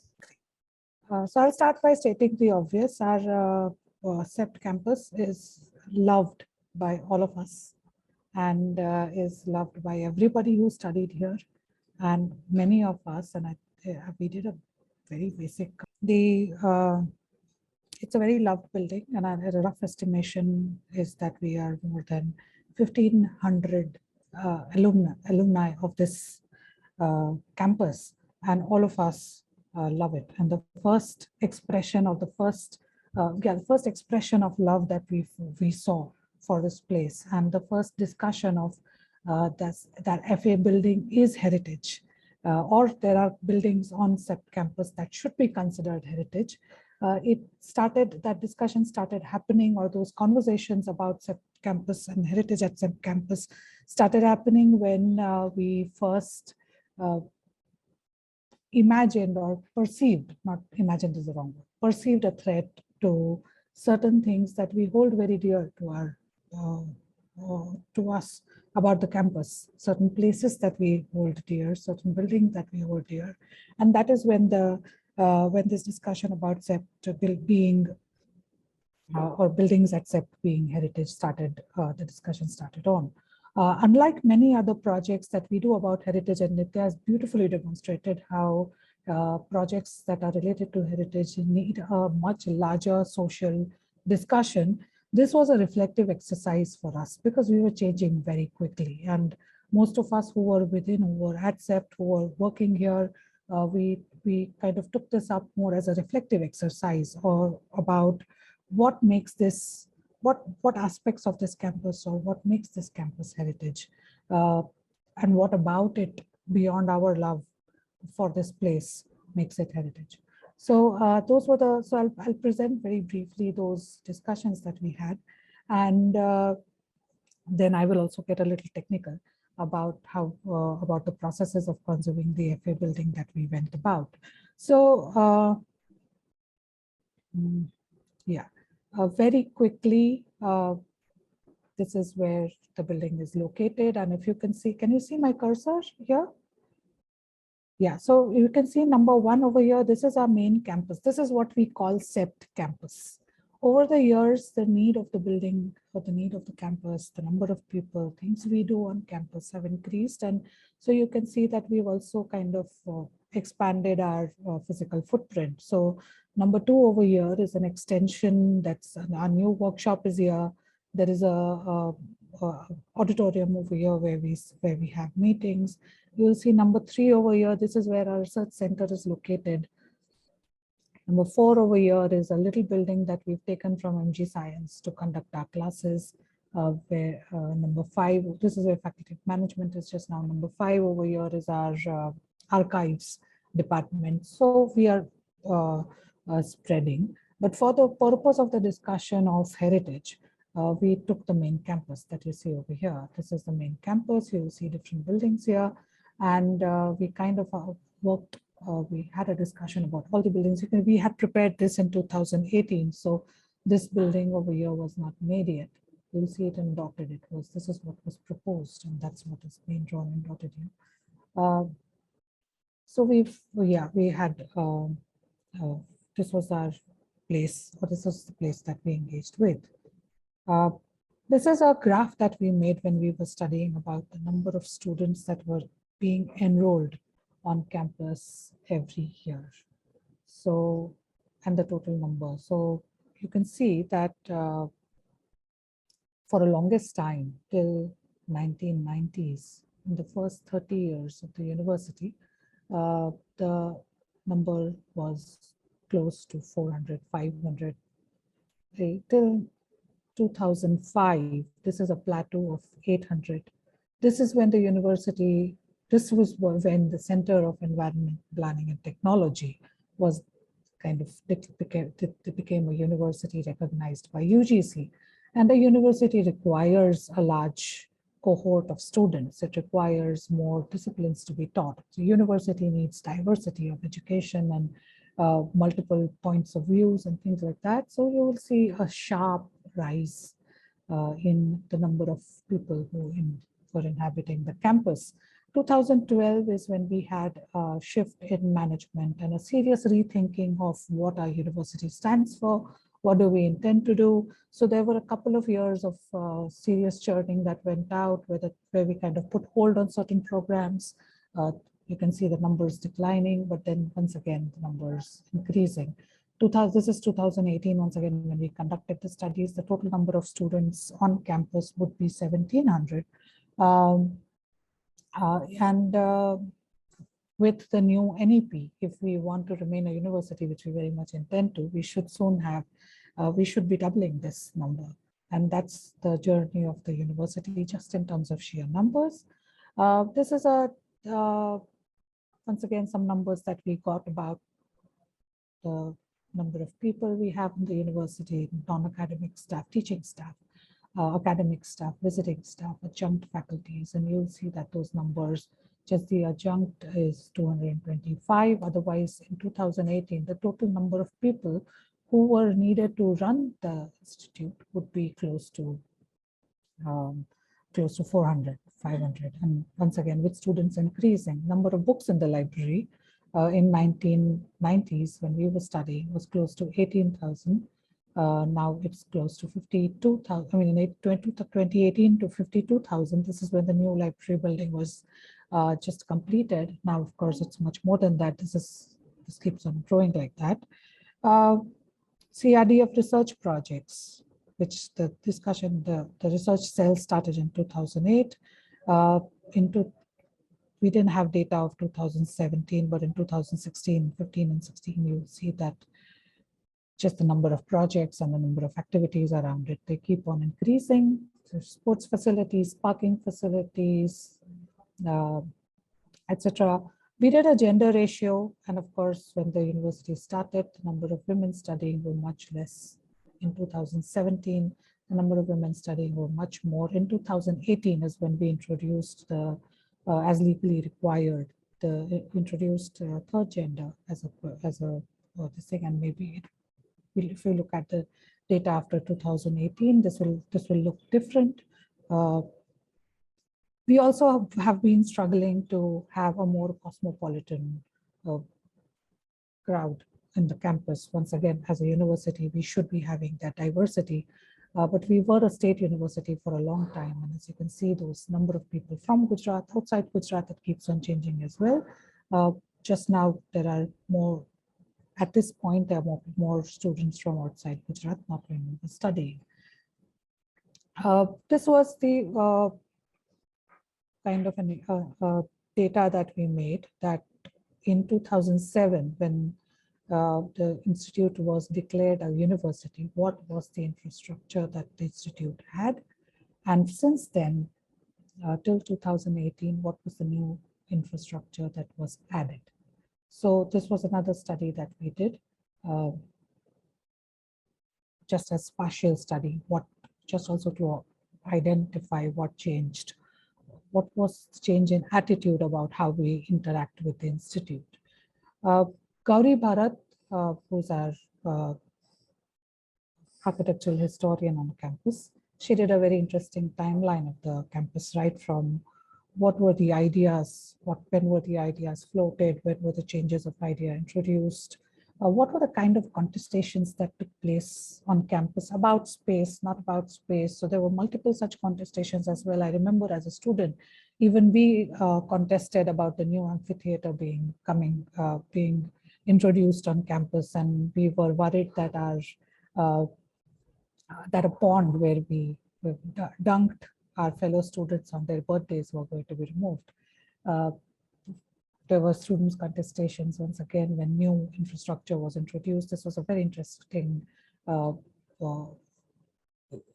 installation that the students prepared when the south facade of the planning building was changed to accommodate new interior changes. Actually, this was one of the first times when we became very conscious about the fact that there are these contestations around buildings or architecture on CEPT campus being heritage. This was the first time I remember that the term heritage was uttered on campus. Till then, it was a place we all loved. So yeah, these are the things, and of course there's more. I've just stopped it here because I didn't want to make multiple slides on this. Since between 2018 and 2019, we had some internal discussion. As I said, this was a reflective exercise for us. We had many of us gather together. Of course, we were eventually also joined by Tradip Surud and Bimal Patel and Chirayu and a much larger number of people in these discussions. But these were the people who brought in some very specific perspectives. So Rutul brought in the question about how the university was, when it started, where was it located in terms of how it contributed to the city or how it interacted with the city, and now how does it locate itself in context of city. Of course, Rutul also spoke about how we access the campus and the question of boundaries that are being created around the campus and its relationship physically to the city, as well as the intellectual relationship between the city and the university. So those are the discussions he brought in. Pratyush brought in the discussions around curriculum at CEPT and the original thought of education without doors, and how would that architecture lend itself to the kind of curriculum and vice versa, and what have been the changes in how we teach architecture since then. And this the studio being at the core of all architectural teaching, and even design teaching, technology teaching, planning teaching, studio being at the core of it all, how that was, that has never changed. Smith Vyas did his thesis on the tectonic relationships and their programmatic implications, and that was a very important, he brought in some very important lessons about the formal and the informal relationships that that were there at the campus. What does for questions like what does paving the entire what we now call Garba ground means? What did it mean when it was not paved? What is creating a specific boundary to specific buildings? We don't have those, but what would it mean? So those were the discussions that we were having. Shubhra brought in an important dimension about how we engage with the building. Very simply, how we relate to the buildings in terms of how we deal with it. And she brought in a very interesting dimension that most of us, when we are engaging, she curated a couple of plays where she brought in the dimension of when we are dealing, when we are inhabiting the FA building or many of the buildings that were built on similar principles on campus, we feel free to abuse it in more ways than one. We now call it abuse, but for us, even as students, it was just our way of inhabiting it. We would swing on the doors, hang from the balconies, shift around furniture the way we liked. And the new imagination of an educational campus with the new buildings that were coming up was more organized, more designed in its more formal sense, and how these new ways of education interacts with a building that was meant to be inhabited in the way it wanted to be inhabited, or where the people wanted it to be inhabited, what the inhabitants wanted it. So those were the discussions. Kaiwan brought in a discussion about what it meant, what changes does building like Lilavati Library bring in to the way the campus, the campus situates itself in terms of its internal relationships as well as its external relationships, and of course the new canteen, and now the new building, the foundation building that has come in. Kashikar looked at the different contestations and how every contestation on campus brought out a particular aspect and questioned a particular change with reference to what value was it affecting on the campus. We of course looked at many publications that represented the campus in many ways. We had a little student survey of if anybody wanted to send in old photographs, wanted to talk about a few places that they loved. And of course, as the place still, the memories are living. So what we eventually, of course, identified was that that the School of Architecture, sorry, before I get into the technicalities, the School of Architecture in more than one ways is a significant structure in history of architecture. Apart from it being noteworthy in the narratives, a narrative that builds up the Pritzker laureate work, it also signifies an important phase of modernism as an interpretation of the principle in the context of its environmentally, socially, economically, culturally, and politically very different from the context of its origin. For India, the institution and its architecture represented a new direction of modernity that respects and values its colonial and the traditional past, but is unafraid of reinterpreting and rethinking some fundamentals through the lens of democracy. This is the original thought, the question of open education with open doors, and there are certain spaces that represent the original thought, but it is also a building that is lived in with a lot of memories that many of us have about the place. What we found is that over the years, the building has changed, hasn't changed its functions. The single height spaces have been partitioned. There is at one point of time been a library here, an administrative block here, etc., etc. But there have also been the building hasn't, the speciality of the building, the character of the building, the tectonics, the principles have endured. And what we seek as a part of our process was to ensure that it endures and the character, the spatial, the structural, and the visual integrity of this character remains. So now coming to the technical part of it, this is how we found the building.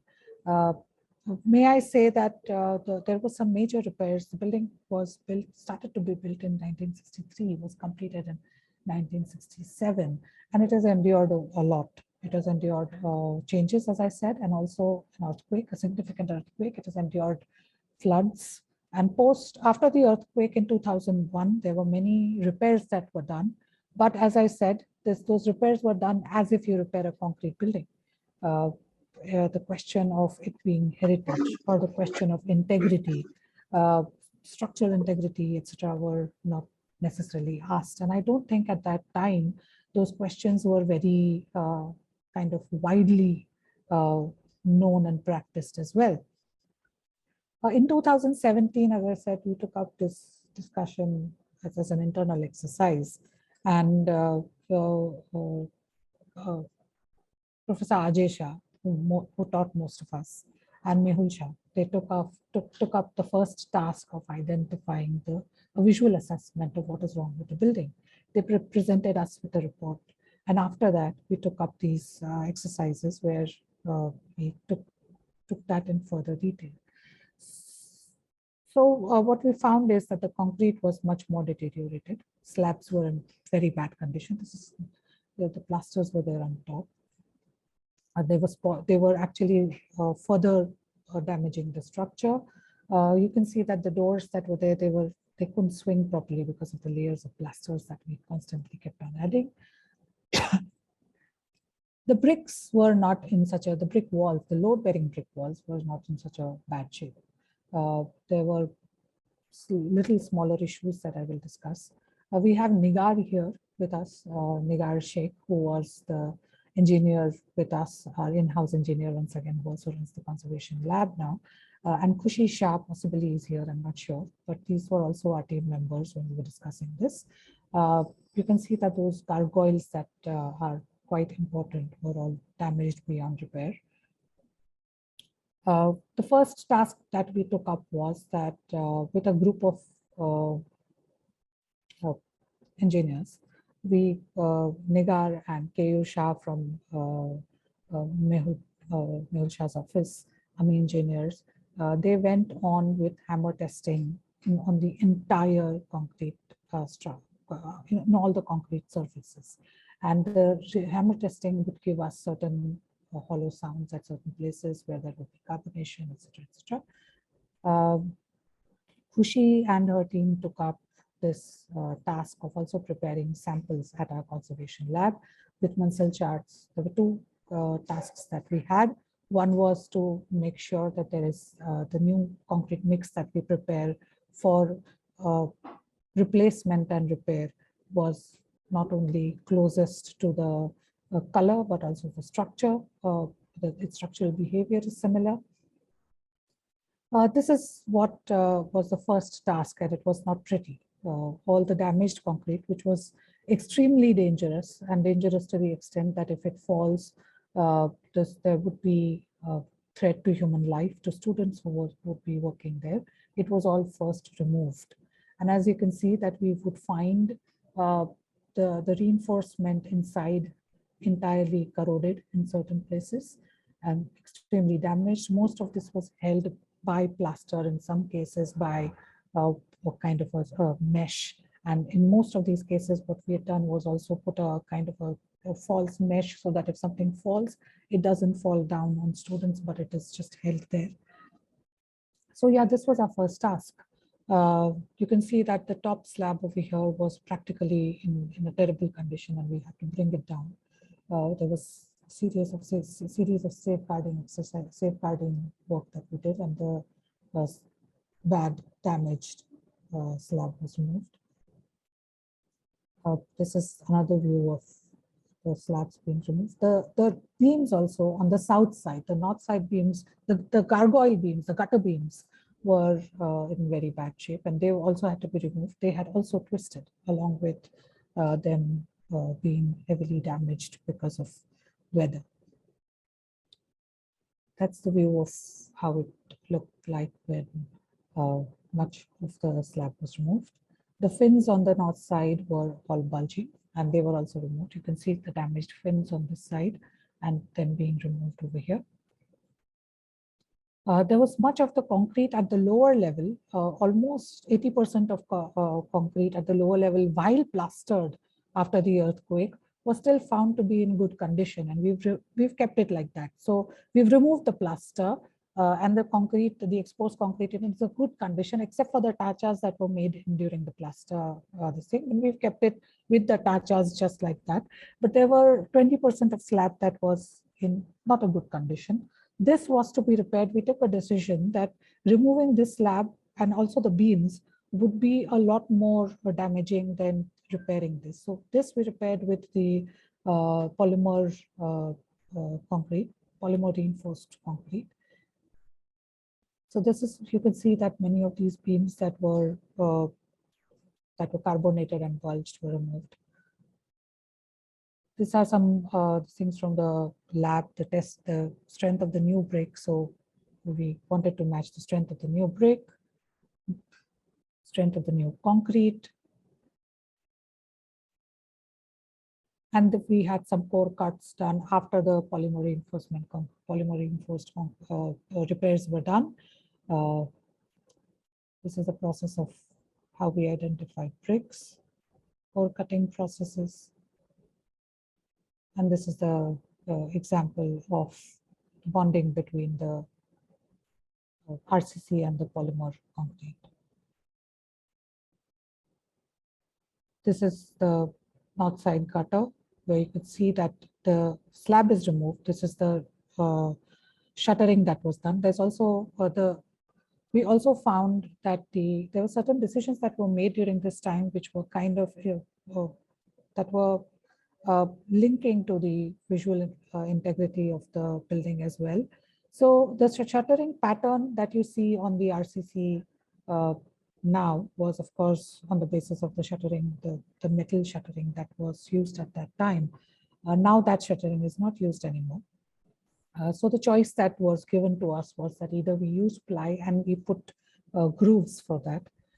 That would be waste of a lot of ply. So what we decided was that we will look for the metal shuttering that wherever it is available with various contractors and builders around the city. And we found that there were 3 builders who had, and large contractors who had these old shuttering. It was all lying in one place. We asked them to remove that. We repaired that, and we used that over here. There's of course a 5 millimeter difference between the old grooves and the new grooves. And if today, when Nigar is going to show around the site, she will be able to show you where all those differences are. But we reused those. This is the old beam and the new layer of the beam that was to be added because of the damage of the old beam inside the gutter. This is the south fin, where just the external part of the fin was extremely damaged, but the internal part was in a very good shape. So here you'll see that the part that was damaged was cut neatly here, and it was recast. This is we used the mild steel instead of Tor steel once again because the beams were intact and the new steel had to be bound with the old steel. And if the steel behaved differently, once again, the differential behavior will cause further damage. So we used mild steel that was tied with the old steel, and thus so that it would behave in the same way. These are the patches that you will see. That was another decision that we had to make with reference to that when we only find certain patches to be heavily damaged, would it be better to remove a large part of concrete and repair that entire patch, or would it be more authentic? I don't think anything is authentic here, but would it be more sensitive to just repair the patch that is damaged? We found that the latter was structurally more sensitive, in the sense that if we removed parts that were larger or more than that was damaged, then we are creating vibrations in the concrete that may damage the concrete that is intact further. So that was another decision that we had to make, and a lot of discussion around it. You will see that in some cases, the new polymer repair are a little projected. They were projected because the older reinforcement was bulging to the extent that it was giving us no cover in the concrete, and we had to project it a little in some cases, not in all cases, so that we would find enough cover to that concrete. It's again some images of the repair. All the beams on the west side were recast because a lot of them were damaged. This is the carbon fiber wrap that we did wherever we needed to take out services, and for that we needed to create certain strengthening in the beam. Of course, rebar locators were used to ensure that we are not cutting the reinforcement here. We also introduced ventilators. So this was another decision that took a lot of discussions, where we had north lights, and north lights usually, it was the north lights that would create ventilation. But north lights would also bring in heat and sun during the summers. Our semesters now extend almost till mid-May, and you'll see that in the last week of April, sun starts coming from the north light. So we had to take a decision of not only fixing and it also brings in rain, because due to the changes in wind pattern, at least the first two rains and sometimes the non-seasonal rains come from the north side. So we had a lot of complaints of rains coming inside the studio, damaging students' work, at least for 2 months in a year. So we have to create fixed north lights. When we fix that, then there's a question of ventilation. And at that point, we introduced the industrial ventilators over here to ensure that there's enough air circulation. This is how the ventilators look from top. You'll also see the new waterproofing. The waterproofing here also has insulating material.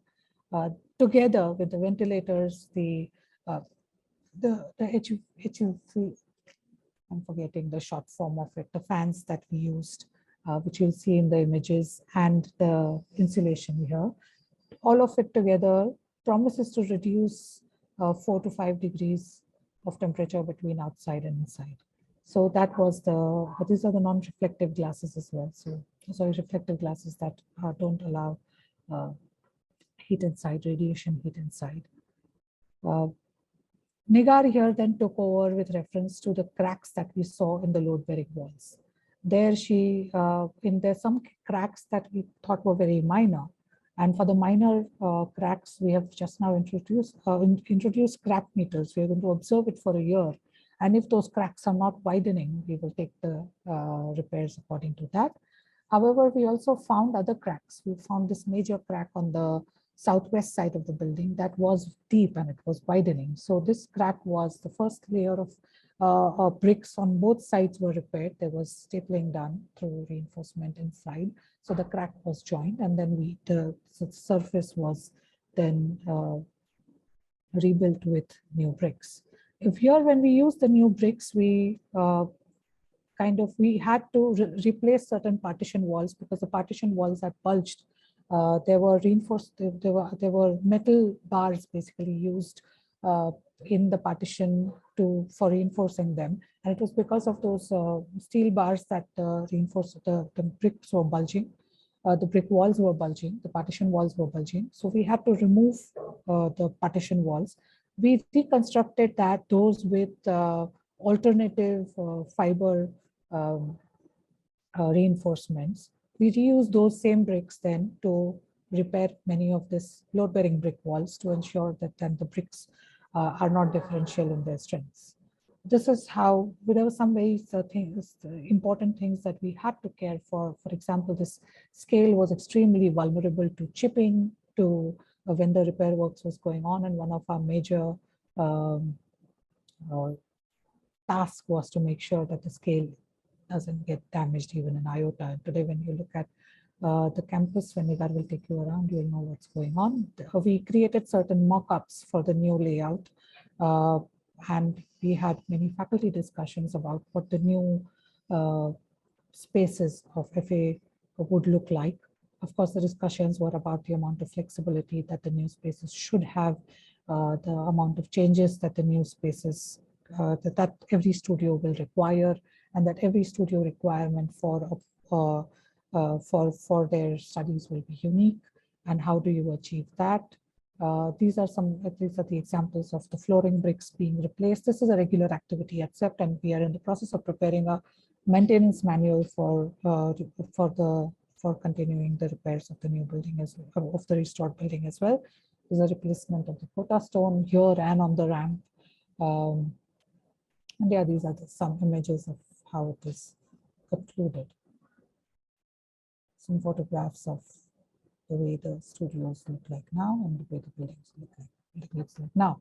When you go there today, you'll see we've also created a permanent display. This was when the work was going on, but we've created this permanent display that will, which is there over there for anybody who goes there. You'll see samples of different materials that we've used. You'll see coding of what are the building, what are the places, what are things that have changed, what are structural decisions, what are the spatial decisions. And these are some very interesting aspects of the aspects of the challenges of the old and the new coming together. When we decide to, or the simple decision of that we are going to use the doors, the old doors, because none of them are damaged. What does it mean in terms of repairs? What does it mean in terms of making sure that each and every level is maintained? What happens when you decide that you're going to create a layer of a new concrete? How does the old and new come together? How do you not expose that joint so that water doesn't seep in? How do you ensure that the thickness of the slab is managed in a way that when we are cutting it and when we are chipping it, that chipping is not shown, etc., etc. So these are this is the stuff that you'll see on site today. And yeah, the team, I'm sure I'm missing some people, but all of us work at CEPT. And once again, I'll iterate, this was a reflective exercise for us, and it'll keep on being a reflective exercise for us in the long run as well. Thank you. Stop sharing now. Thank you so much, Jigna, for that really, really wonderful, detailed presentation of, as you said, a building that we love, but also a building that is very different from the one that was presented by Nitya. One that's an institution that's inhabited continuously, whereas even if the stadium was used more often than it was, as Nitya said, that it has been underused. And in some sense, the School of Architecture, one could even say that it's been overused in the way that you said that it's been abused. And you know, it kind of brought out to me the different challenges that one has to something that was brought out to me in both presentations, that of how do you think about program within the heritage conservation context? I mean, in one sense, your challenge is is different from the one that Nitya and Annabel will face, in the sense of moderating the use, also because now performance, climate, all of these things are measurable in a way that they were not earlier. And therefore we are able to put certain kind of parameters and a certain kind of objectivity to how this space should optimally be used.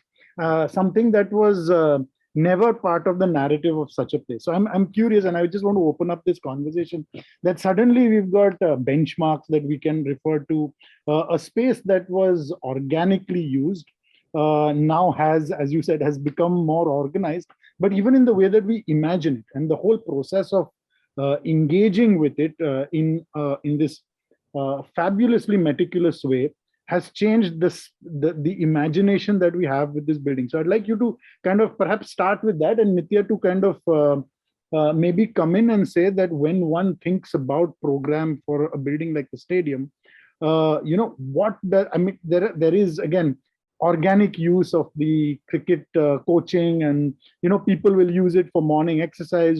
This we know, but is there still a possibility for it to kind of tie back to being a city level sports infrastructure?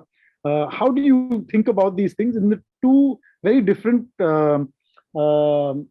programmatic contexts that you all have presented? So I'll just hand it over to either of you all to take, but I thought maybe Jigna, you could.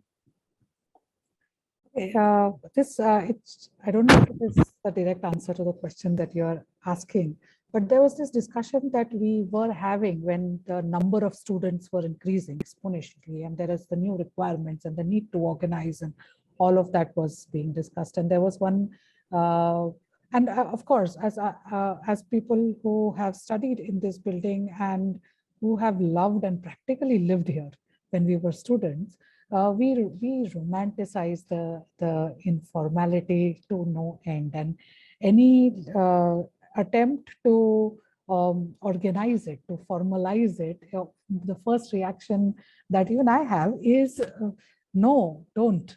And there comes a point when you need to also rationalize it for yourself and think about it, that whether it's just sheer nostalgia that is letting you to, or making you react in a certain way, or is there a rationality to it? Or, I mean, because we are, at the end of the day, the idea of rationality is so ingrained in us one way or another. So, at that point, there was a thought that we were all discussing internally amongst all the people who were kind of deliberating on what does this place mean. What I thought was that, the place that we were studying in is, if I have to liken it to a village, because I've also grown up in a village where it's a small group of people. Everybody knows everybody. There is a clear hierarchy of who makes decision, who doesn't make decision, but there is also an kind of a allowance for people who otherwise don't make decisions, but they are allowed to make mischiefs, because at the end of the day, you know that it's all controllable. It's a small group of people, and the mischiefs can be controlled, and everything is within the ambit of knowledge. And now we are dealing with what we are dealing with can be likened to a city. There are different kinds of people. Everybody doesn't know everybody. We don't know what kind of mischiefs can be played. We don't know the nature of engagements. We don't know any of that. And thus, there are certain, we use the term systems, but there are certain systems that we put in place, even in an urban area, to say that, well, these are the things you can do, these are the things you cannot do. And then there's this need for orderliness, or order that comes in. But what I also feel is that, like when we look at most of our Indian cities, in the large system of orderliness that a city expects to be working with, there are always these little microcosms that develop within the city that follow its own rules. And I feel that that's what has also happened to the institution, that if you, and I'm not saying it with a judgment one way or another, but in 15 days after the FA building was put to use with all its new rules and regulation, if you took a stroll inside, the photographs would be very different. We just had a way of using the building, and we just continued that way of using the building. Unfortunately, it's not going to be that simple anymore, because now there are these systems of booking a space, and because the large number of people requiring the same space. So of course, things are going to change. Yes. And of course, there are going to be negotiations happening the way they never happened before. But because there are more claimants to the same space than there were earlier on. But I think, that this little space, little micro unit that every building will form, I guess, at the end of the day. So, yeah. No, thank you. I think that's a really important point. And just before we continue, let me please ask Annabel to join us. I believe that she is able to now. Can we have her part of this? Hi, Annabel. So good to see you. And I hope hello, good afternoon, everyone. Good afternoon. So, Annabel, I hope you were able to join a bit of the presentation, Jigna's, or I hope you're familiar with it, either ways. Riaz, unfortunately not Jigna's, but yes, I'm very familiar with what Nitya has presented, and happy to discuss anything regarding that. Right. So, I mean, just to perhaps repeat a little bit for you to come in, the conversation is really about program, and I just brought out this point of a little bit of contrast between the two presentations, where Jigna, in terms of the School of Architecture, was dealing with an over-programmed space that perhaps needed to be looked at in a way of moderating how it's used and so on. And there's changes in the way that the institution itself is functioning that requires the refurbishment and the retrofitting and the reworking and redesign of those spaces, not redesign, but the, how would you say, calibration of those spaces to be slightly different. Whereas in the way that Nitya presented, we seem to have a kind of reverse problem of how do we get an underutilized public space to be, to be used to, again, to its optimal. So I just wanted you all to perhaps tell us how you all are thinking about this, the programmatic part, while you are going to be perhaps looking at the physical part, which in both presentations was so detailed and so precise. Yeah, so there is no doubt, Riaz, that in the stadium, it is a very iconic building. I think even without having gone through this whole process of establishing the significance, anyone who has visited the building will agree that it is a very iconic building, both its architectural impact as well as the structural significance. What was achieved by Mahendra Raj as a structural designer that many years ago is outstanding for its time. It's outstanding as a nation building activity. The very fact that India could on its own, at a point in time when even the US, sorry for that interruption, but just to continue, I think what the awareness one has tried to raise with the number of workshops that we've had on this program is that all these structures need to be maintained. They are being adversely affected by the climate change. In this case, Nitya would have pointed out that the stadium is very close to the river, and the analysis that IIT Madras has done has shown that the side facing the river has deteriorated more.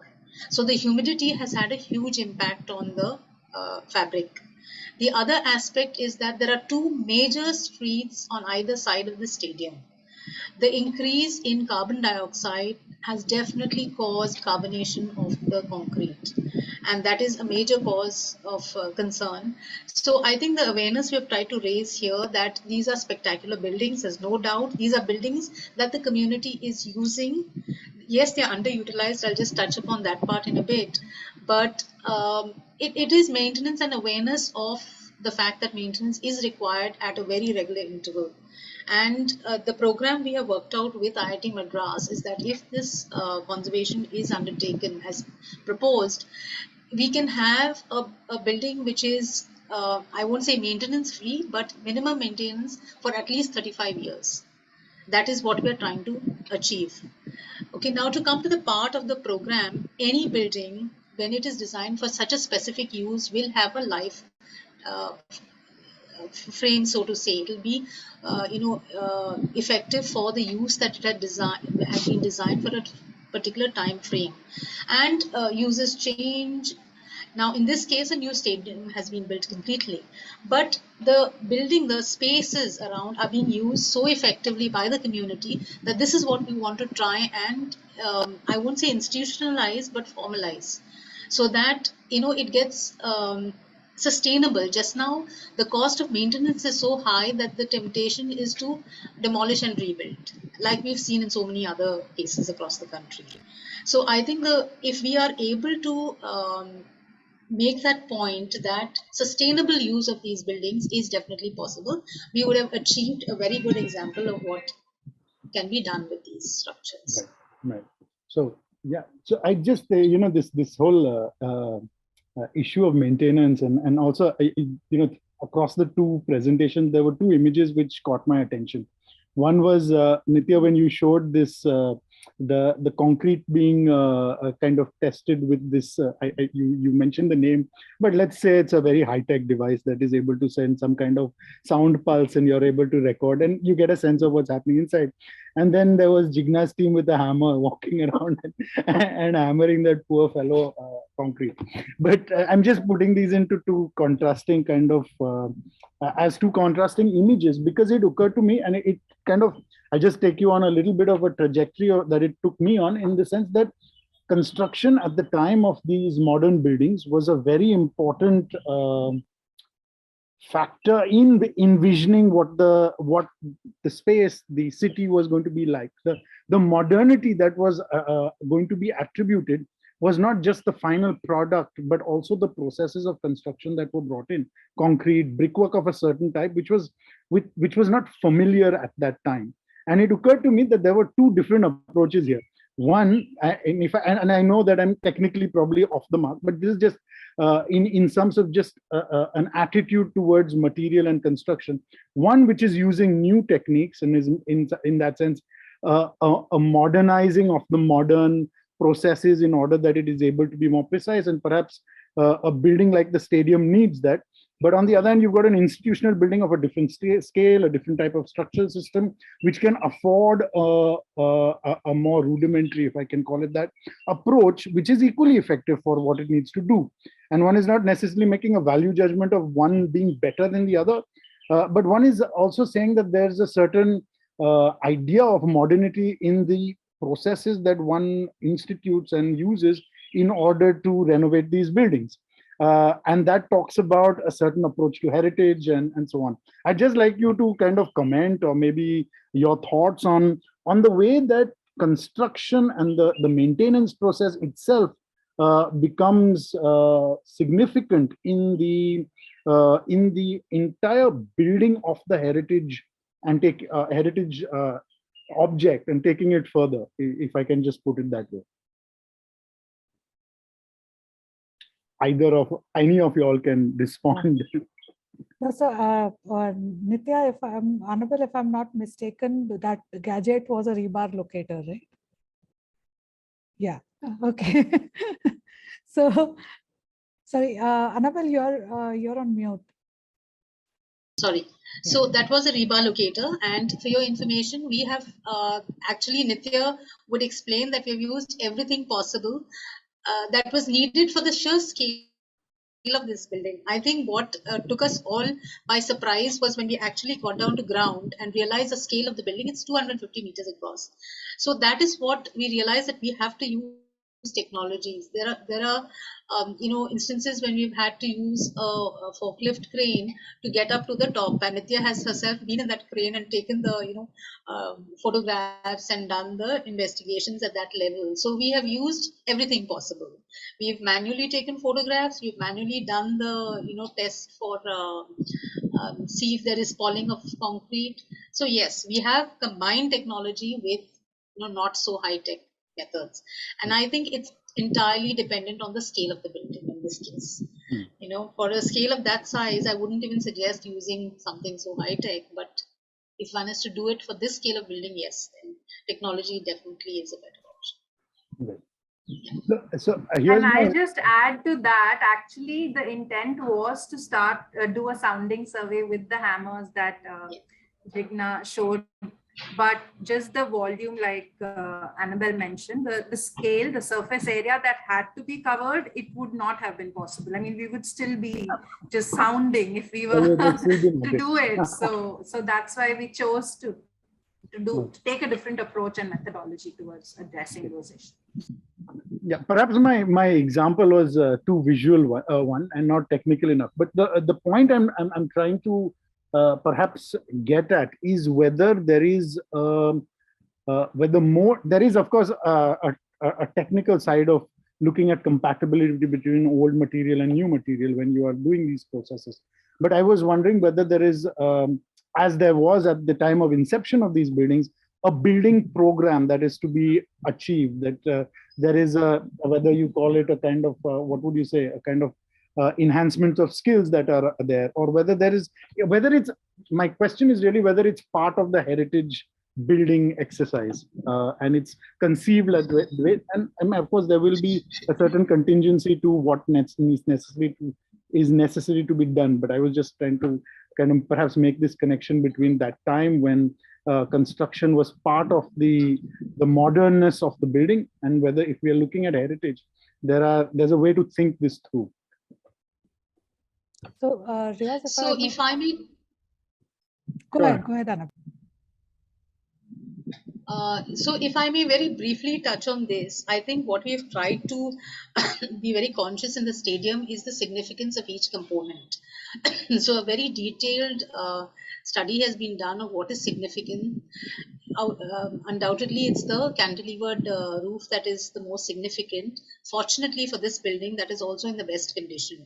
So the elements that were found to be not so significant are definitely going to be looked at in a different conservation approach than the more significant ones. And in this case, sustainability, cost effectiveness, being conscious of not increasing the carbon footprint. So even areas which have been recommended for dismantling, and we are going to we have recommended recasting them using the same concrete as aggregate. So there is definitely a very conscious approach to the recommendations and strategies that have been suggested. So Riyaz, one of the things for us when we also started, as I also mentioned, that this was a reflective exercise for us. So at every point, one of the things that we had decided very early on is that whatever we do will be done by our labs. And if we don't have capacity to do that, we will get trained for that and we will do it. And we will also do it in a way that eventually the maintenance also can be done by the campus office. Because what we found is that if a building repair, because as I think Annabel has also mentioned, Nitya has also mentioned that these buildings now are at the age where, I mean, when they were built with an imagination of certain kind of endurance. But they are of the age now that they need regular monitoring, regular maintenance. And at every point, if for maintaining this, and if we don't have a maintenance schedule, and if we, at every point of maintaining this, if we are going to bring somebody from outside, we're not going to be able to do it. So that attitude to, I mean, in a broadly speaking, the attitude to heritage over there is that, well, if we keep on, we have to arrest the damage by introducing measures that can be taken up every year. So while hammer testing is still the most accurate way of finding out what's falling, and I completely agree with Annabel and Nitya, our scale afforded us that. They would go mad doing it in stadium. We took all of that up in a way that now our maintenance manual is going to replicate those processes that the campus office has already done. So that was our main this thing, that our processes will be processes of training, education, and eventually there was one thing that I always maintain is that if a building has been a case study for architectural education since the time it started off. And there are certain stories that I read. There was a very interesting interview of Qamar Sheikh that was recorded in SA 50, where he spoke that when he was studying here, he was studying in the badminton hall, and this building was getting constructed, how Professor Doshi used to take the students there and show the construction processes, and that would be their class. Right. So we thought that if we are not able to do the same thing with conservation, it's not worth it. Right. If we are not able to bring the students here and show that this is how, this is why, this is what, if we are not able to do that, it doesn't make sense. We shouldn't be doing it. Right. So I think that was these a couple of thoughts that one, we should be able to eventually maintain it as the university, and that we should be able to teach on the basis of what we are doing were the two core thoughts when we were when most of these decision making was happening. I think that in both the presentations, what came out was this kind of difference between maintenance and looking at it in terms of heritage conservation. And you brought up the point of integrity. And I think that in some sense, when both these buildings will be going through it, as you said, for the first time, in some sense, what you do is when you formalize it, you set up new regimes for maintenance, which in the first case may be informal, but they get a new kind of structure. And that is in some sense redefining what is the integrity of the building. So I think the detailed work that Annabel and Nityaa are doing, or what you did at the FA, actually redefines that the integrity and the narrative of the building for you to be able to have that that manual. So just one last point, perhaps before I open it up to the participants being asking questions, is that in both cases, and Nityaa and Annabel have stressed the point that there is a precinct that's involved. And RMA is doing a certain study in order to see how this is sustainable in terms of the larger, the larger area. And I'd just like to kind of bring this again to ask you all to respond to the relationship between an individual building when one is engaging in conservation, how one reconsiders its impact on the precinct, and in that sense, its visibility in the city, and the kind of I mean, in the case of, let's say, the CEPT building, one could look at it as a very important singular building and talk about it just on those terms. But as you showed us, Jigna, there's a whole campus plan that's simultaneously changing. And I imagine that in the case of the stadium, it was originally, I think, part of the complex with it still is, but there's a division with the Gujarat Sports Club. And I was wondering how one thinks about this. We still use the word stadium as a kind of landmark to a certain area. So there is an association with the building at the level of the city. And I just thought that maybe you all could discuss this larger dimension of how the small, or the individual building is connected to its precinct and so on, and how you all thought about it when you all were doing this very finite exercise of study, reflection, actual renovation, etc. Can I start, Annabel? Please go ahead, Nitya.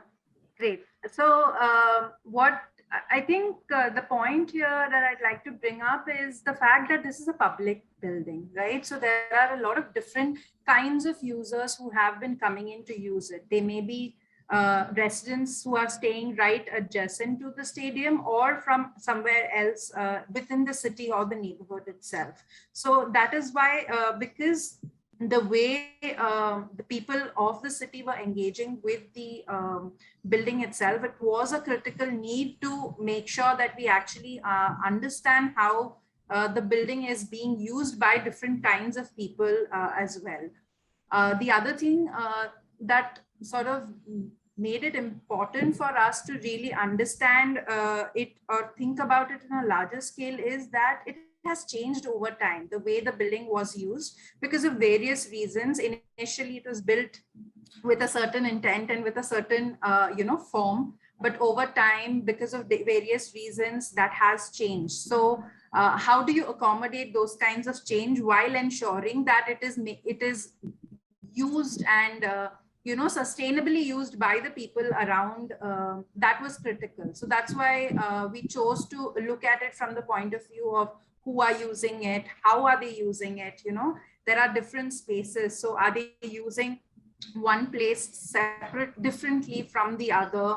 How is that impacting in terms of timing, in terms of any other kinds of functions that may be missing, because of which the space, the way the space is being used is different.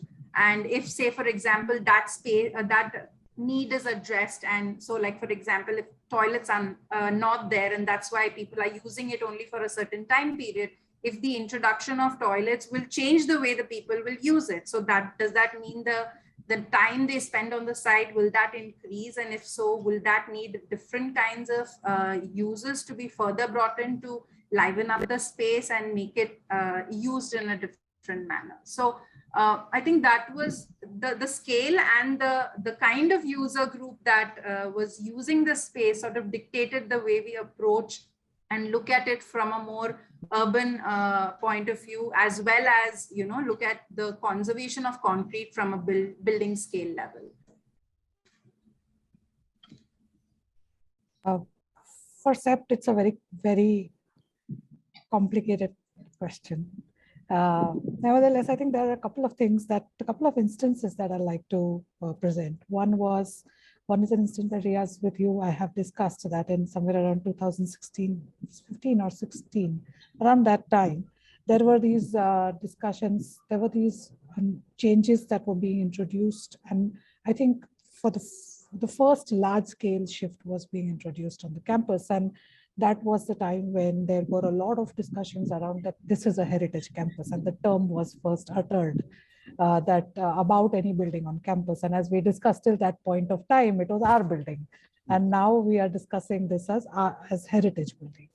At that time, the discourse of what is heritage or what is not, and there were people pointing at buildings saying this is heritage, that is not heritage. All those things were going on. And of course, we've embarked on a long-term discussion, which we've still not concluded about it. But at that time, what we found was that in most of the time, at that time, heritage was being discussed as a legacy and a liability. That the connotation of using the word heritage was almost saying only that much is heritage. We only need to take care of that much. So there was an attachment of liability to heritage. During the discussions that we had, I showed you a picture that when we were making these mock-ups and the faculty members were being invited to have a discussion on what we are doing with this building and what should be the spatial changes, should we do spatial changes, etc., etc. That I could observe a slight shift in that narrative where the discussion was, we have to be very conscious about the decisions we take here, because there are at least 50% of CEPT campus has a similar form, and heritage or not, the decision about that form is what is going to inform the rest. And that by extension became a very interesting decision to take, that we are creating, in a way, we are giving an answer to what was otherwise thought of as an impossible question, and a question of liability. We have shifted that narrative. I've seen the shift in those discussions, and they're simultaneous in the sense that there are still new buildings being proposed and new shifts being proposed, and the value of having something new is as much changing things on campus as much as what can be done with the building that we've inherited. I think one of the most heated discussions that we've had is that, and in that the response for it went on to comparing buildings with cars, and that everybody likes to own a new car, etc., etc. And we were discussing, and we were saying that, well, let's say we've inherited a Jeep. And if we've inherited a Jeep, how do we want to celebrate the Jeep? And then there are many Jeeps on the campus, and how are we going to celebrate them? So it has shifted from being a liability to a celebration. I'm not saying it's a long-term shift, but at least that those discussions have changed. And I think those discussions is what kind of establish these relationships at an abstract level. At a more physical level, there are more visual relationships. And at some level, those visual relationships and even movement relationships have been disturbed. And there are discussions about, so the little shift of the north one, paving of the ground, all those little shifts do impact on the way the building is seen, the building relates, the little informal spaces that earlier all of us used to inhabit. The moment that workshop is gone, or the moment the old canteen is gone, those little corners are gone. So those physical relationships they will continue to be negotiated. But also at an abstract level, these relationships are being discussed and negotiated. So, and it is a living campus. It's going to be, these negotiations are going to be the part of our life. We just are, I think, collectively happy that in our process of reflection, we've brought heritage as a major discussion to be had. Into the campus, yeah. It's interesting because you took the word out of my mouth when you said living. And I was, you know, the thing is that what occurred to me when you and Nitya were speaking is that,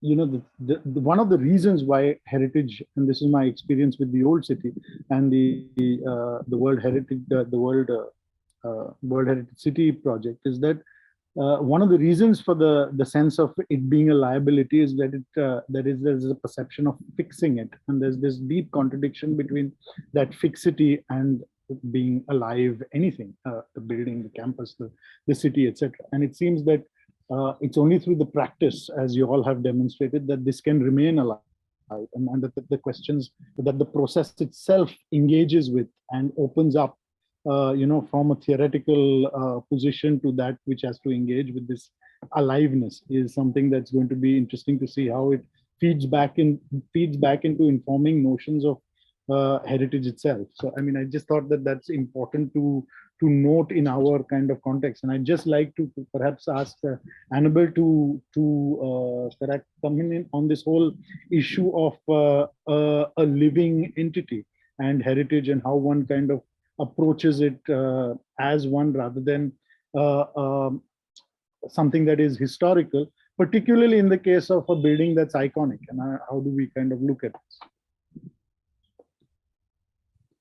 So I think for this particular project, this process of understanding the value for the community, it gives us great pride at the end of the exercise to actually state that as against where we started, where AMC was not even considering looking at the building as heritage, today they are actually open to the conversation, where we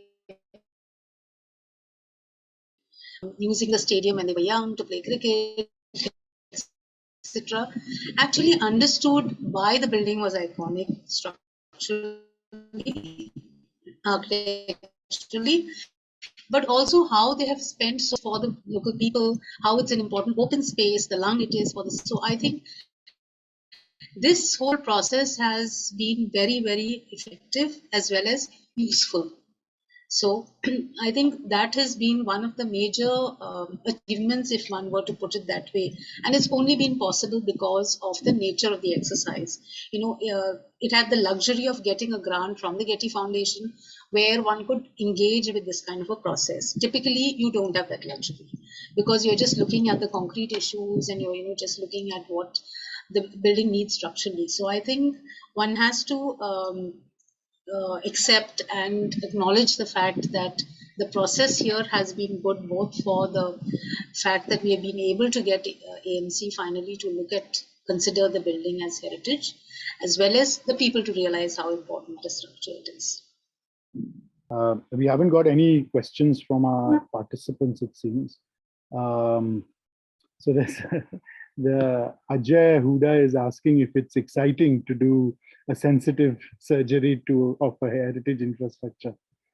I'll leave you all to perhaps answer that in terms of just what engages you perhaps on a personal note.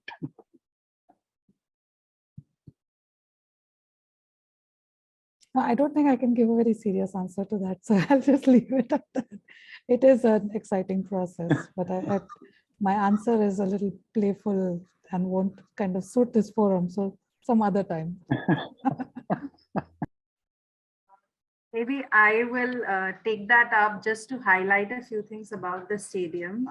What excited me to do that while on site, what was really interesting to really see was, we have these knowledge partners who are part of our team who had this wealth of archival information available for us, original drawings that highlighted the intent with which Charles Correa designed the space, what were the kind of programming that he wanted in the space, and then seeing Mahendra Raj's drawings on how they needed to be structurally implemented, and then see how there's a marriage between their two, both the way they work together to create the space. And when you go to the site with those that information and actually see that those have been implemented, there's a certain thrill in understanding how those professions really end up creating tangible products which have an impact in the lives of people who are using those spaces. Like, for example, a lot of people who were using it, who came in for a morning jog, love the space. They really love the space, and they understand that there's a certain value, but they might not necessarily be able to articulate it the way an architect or an engineer would do, but they still have had an impact because of the way the spaces were designed. So for me, on a personal level, I felt there is value to my profession. There was a certain validation that came through while doing these exercises of archival research and building investigations and things like that, and even community engagement for that matter. Yeah. So Nitya, Nigar is asking, considering the volume of structure, any specific tests that help the process?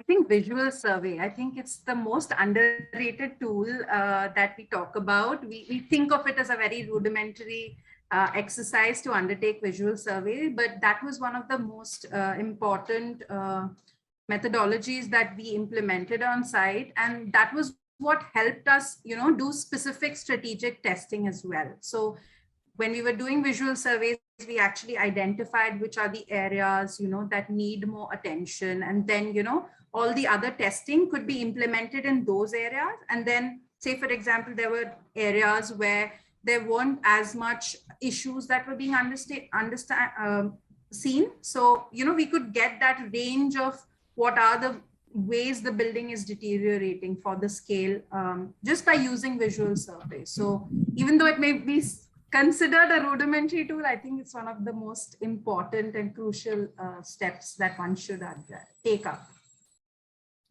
Ariadna is asking a very interesting question with respect to modern heritage, because in this case, in one building, the architect is still present. And I think she's asking in some sense if he's followed the process, but also what might be the relationship when a third party is involved with the building, whether, in this case, there is a certain trusteeship of buildings of Korea with CCF of some sort, and there are other agencies that are actually engaging with the building.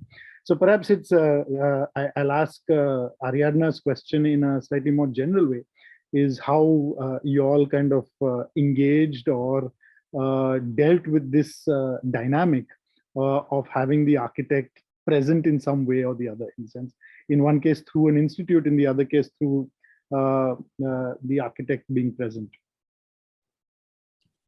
Can I start? Yes. Yes. So, Riyaz, I object to your term third party. Sorry.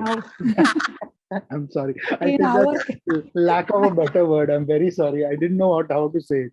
But please go ahead. No, I think because I think in a conservation architect is the way what we are expected to do. And in more ways than one, we are expected to look at the life of that, of any building or any site that we are dealing with.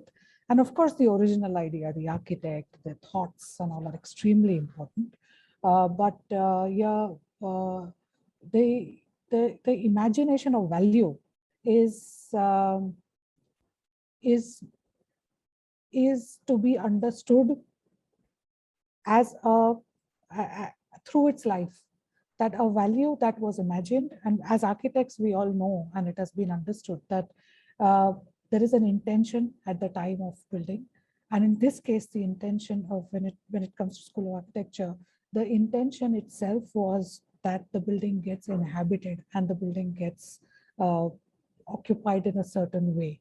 I could imagine, and I have personally imagined, so the one is that from the point of view of a conservation architect, the imagination has to be respected, but at the same time, what that imagination has done to the life of the building is equally important. And the values that are embedded in the process of the life of that building become equally important.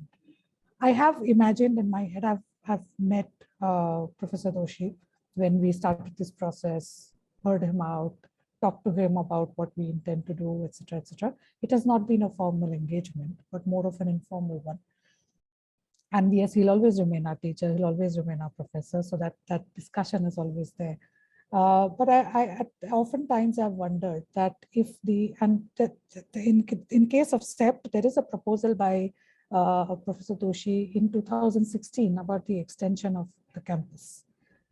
And I can imagine that if he was more involved with the conservation of the building, he would have possibly taken more liberties than we afforded ourselves.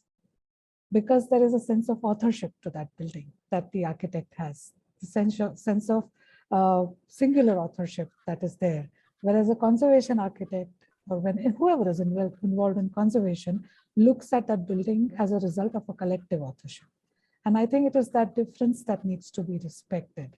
And I think this discussion, it has been a public discussion at the time, once again, when this building is heritage had started off, when there was a petition, which is there in a public domain, which that petition demanded that the architect is involved.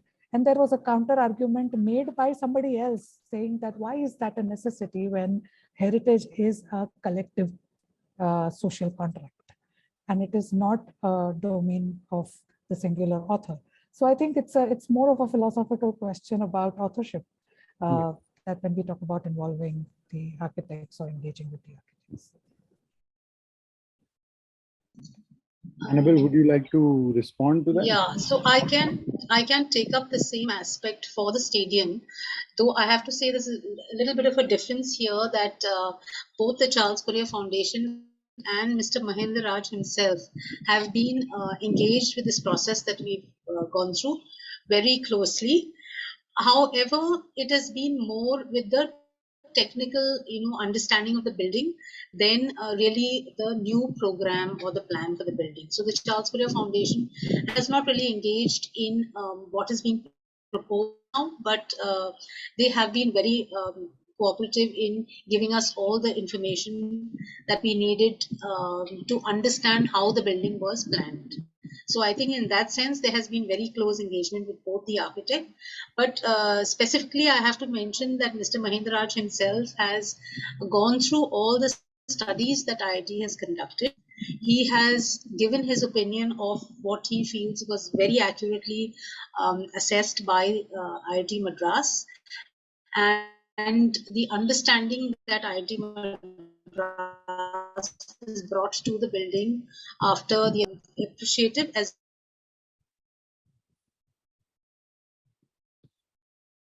and what should be done and what should not be done. So I think in that sense, yes, there has been a very close engagement with the original designer. I think this actually the question dovetails quite well into what Jayashree has brought up. I'll just read out her question. Both presentations have wonderfully talked about an entire team and diverse people being part of the conservation process. How have processes of conservation changed owing to the shift from the conservation architect being central to the discussion about building and design? Jayashree, if I understand, that's it's a question of that has some links to what Jigna was talking about in terms of single authorship and now a more public, but in the way that you are talking about it within the team, multiple people and multiple imaginations informing the process. So perhaps Jigna. No, so as I said, it is a any conservation process, as I said, should be,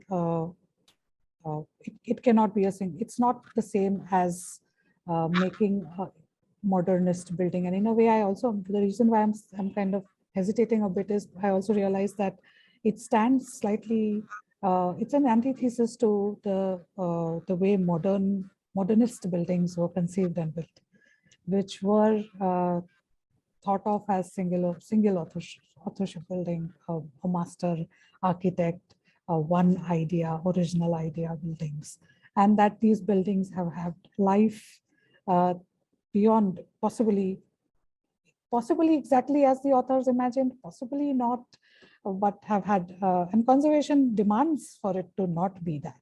And the reason why many conservation projects in past have failed is because they tend to imitate the modernist practice of singular authorship. The successful conservation processes almost always are the ones that are a collective practice. So I think that shift is a very important shift. It's and I think that fundamentally conservation demands that what do you say, the slightly diminishing boundaries of authorship. It requires that blurring. And I can as much say that this is as much Mehul Shah's project, as much as it is Rajan Rawal's project, as much as it is my project, as much as it is anybody who engaged, Nigar's project, Khushi's project, because everybody has brought a very important aspect to what this building now is. So in a way, yeah. Nitya, would you like to respond? Yeah, I just wanted to say I completely agree with what Jigna is saying. It is what I feel being part of a multidisciplinary team has helped is you bring in a lot of perspectives, different points of view come to the table, and there's a lot more a more comprehensive thought that has been put towards what is finally executed. It's not just one person's point of view. There are multiple discussions. I might have a certain opinion and another person might have another. If they are conflicting, then there's a good discussion that is put on table, and there's a lot more thought that has been given. So, it's more I feel it's more well-rounded as a conservation project, which looks into looking at a project and implementing it in a more nuanced manner. Yeah. Riaz, having said what I said, I think these projects will still remain primarily a Korea project and a Doshi project. And I think that is important. Sure. yeah, for sure. I think we bring in a certain perspective of what it is today, and in terms of our practice from a professional standpoint, but definitely the intent, the thought, everything that is originally part of the project and is remain part of the project remains as is, like nothing changes there. Right. No, I think this issue of authorship is something that perhaps there are other examples in the city of Ahmedabad that will problematize it in ways that are, really, will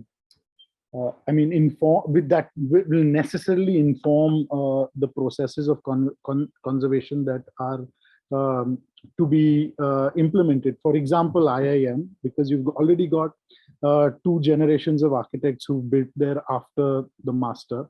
And I think it will completely open up this idea of the original. One will have to rethink that. And I think on that open note, maybe it's a good time to kind of end this conversation. Thank you, Jigna. Thank you, Nitya. Annabel, for the fantastic presentations, really, and this wonderful conversation. Thank you. Thank you, Riyaz. Thanks so much. Thank you, Jigna. Thank you, I'll pass it back to, I'm not sure who. Thank you. Okay, thank you, Mr. Riyaz, for moderating this session so well. And of course, such interesting and such exciting, I would say, the presentations from Dr. Jigna and Nitya. Though the 3 case studies, 2 from Ahmedabad and 1 from Chandigarh, all are different in their own sense, all are unique in their own sense. However, they all have a common connect of being appreciated through the lens of being heritage buildings. And of course, their conservation and preservation becomes a joint responsibility for all of us, whether we are the user or whether we are the administration or whosoever we are and howsoever we connect to these buildings.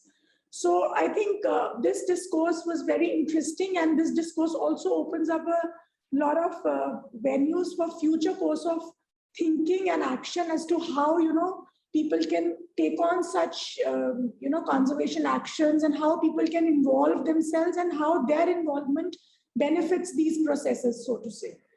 So moving further to session 2 of this event as planned, the guided site visits to modern heritage sites to understand the conservation processes and issues.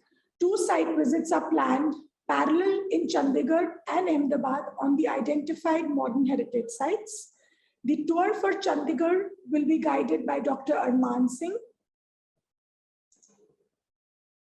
Dr. Armaan is a sub-divisional engineer. He just presented, but just to recapitulate who Dr. Armaan is, because he's going to be there with the participants on the site. He's a sub-divisional engineer in the Building and Roads Wing of the Engineering Department, Chandigarh Administration. Sir completed his PhD in Civil Engineering from CEPT University of Technology, Chandigarh in 2016, and Masters in Civil Engineering from the Punjab University, Chandigarh. He joined the Engineering Department, Union Territory, Chandigarh in the year 2000, therein having an experience of more than 20 years in construction, maintenance, and restoration work of buildings. And on site today, sir is going to be with the participants to explain how the actual process of the conservation and the restoration of concrete in the Capitol complex buildings, along with the tapestries which have been restored, was carried out. The tour for Ahmedabad will be guided by Nigar Sheikh. Nigar Sheikh is a young conservation engineer from Ahmedabad and an alumnus of Faculty of Technology, CEPT University. She completed her bachelor's from CEPT in 2016. She has an MSc in Structural Analysis of Monuments and Historical Construction, a dual degree from the University of Minho, Portugal, and CZEC Technical University, CZEC Republic.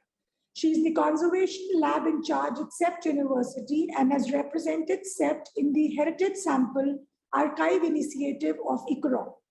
She was actively involved in the recent conservation process of the Faculty of Architecture building at Ahmedabad, where her expertise in structural repairs and maintenance of built heritage was appreciated. She's an active member of ICOMOS and ICOMOS EPWG.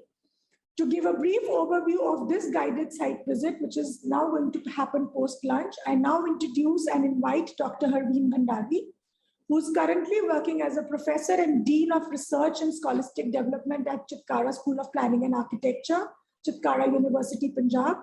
She is also the Dean of PhD program in Architecture, which started in 2019, and is currently a supervisor of 8 doctoral scholars in architecture. She completed her PhD in Planning and Architecture in 2019 and holds a master's and bachelor's degree in architecture. With an overall experience of more than 18 years, she has many research papers published in national and international reputed journals. She's presented many papers at international conferences and has been a technical committee member for several international conferences. She's also been a jury for architecture thesis vivas.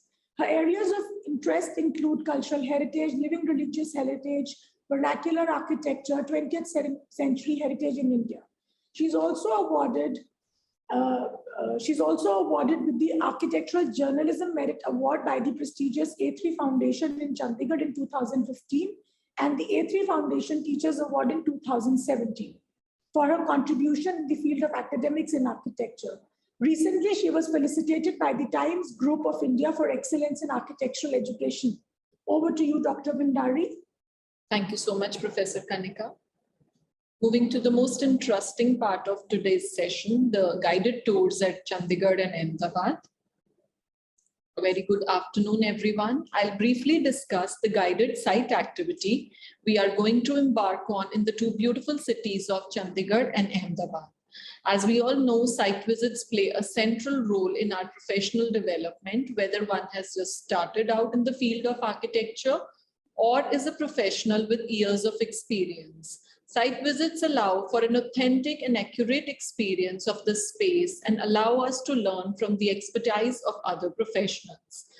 The CSPA team, along with the participants, will be visiting Capitol complex that brought laurels to the city beautiful, Chandigarh, by making it to the World Heritage List in 2016. Can you please change the slide? Thank you. Capitol complex. This was constructed in 1950 by La Corbusier in Chandigarh and has been undergoing restoration. Prestigious buildings of Chandigarh like the Punjab and Haryana High Court, the civil secretariats of both the states of Punjab and Haryana, and the Assembly building and the open hand monument will be restored back to their original beauty. This visit shall be guided by Dr. Armaan Singh, Subdivisional Engineer, Engineering Department, Chandigarh Administration, wherein he will discuss the stages for the restoration of exposed concrete, the restoration of the tapestries of the High Court and the Assembly building, as well as the restoration of the open hand monument.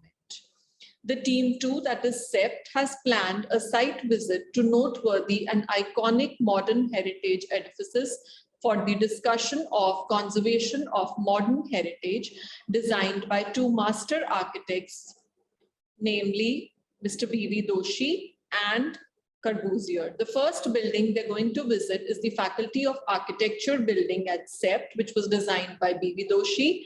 And the second building is the Ahmedabad Textile Mill Owners Association building, popularly called the Atma building, designed by Corbusier. The visit there shall be guided by Ms. Nigar Sheikh, Conservation Engineer, CHC. The discussions with participants shall be conducted by Nigar Sheikh and supported by architect Jayashree Bardhan. The Faculty of Architecture building, earlier known as the School of Architecture building, has recently undergone a conservation and renovation process that was completed in February 2022. The tour will be an opportunity to observe and discuss the technical processes of repairs, the specific challenges, design approaches, and climatic considerations in the conservation efforts for the long-time sustainability of the building. This will be followed by a brief visit to the second building, the Mill Owners building. Repair processes, technical possibilities, conservation challenges of modern heritage will be discussed with the participants. The detailed schedule for both the trips has already been shared with the interested participants. For people visiting Capitol Complex, they may please contact Associate Professor Lohit Jain for any queries. We are placed a little outside Chandigarh, so our team has already left for site. You can all meet him there. You can call him for any queries. The participants can now proceed for lunch. Tomorrow, the session will begin again, same time, 9:30, for a discussion on the site visit at Chandigarh. See you all and enjoy your site visit. Thank you very much.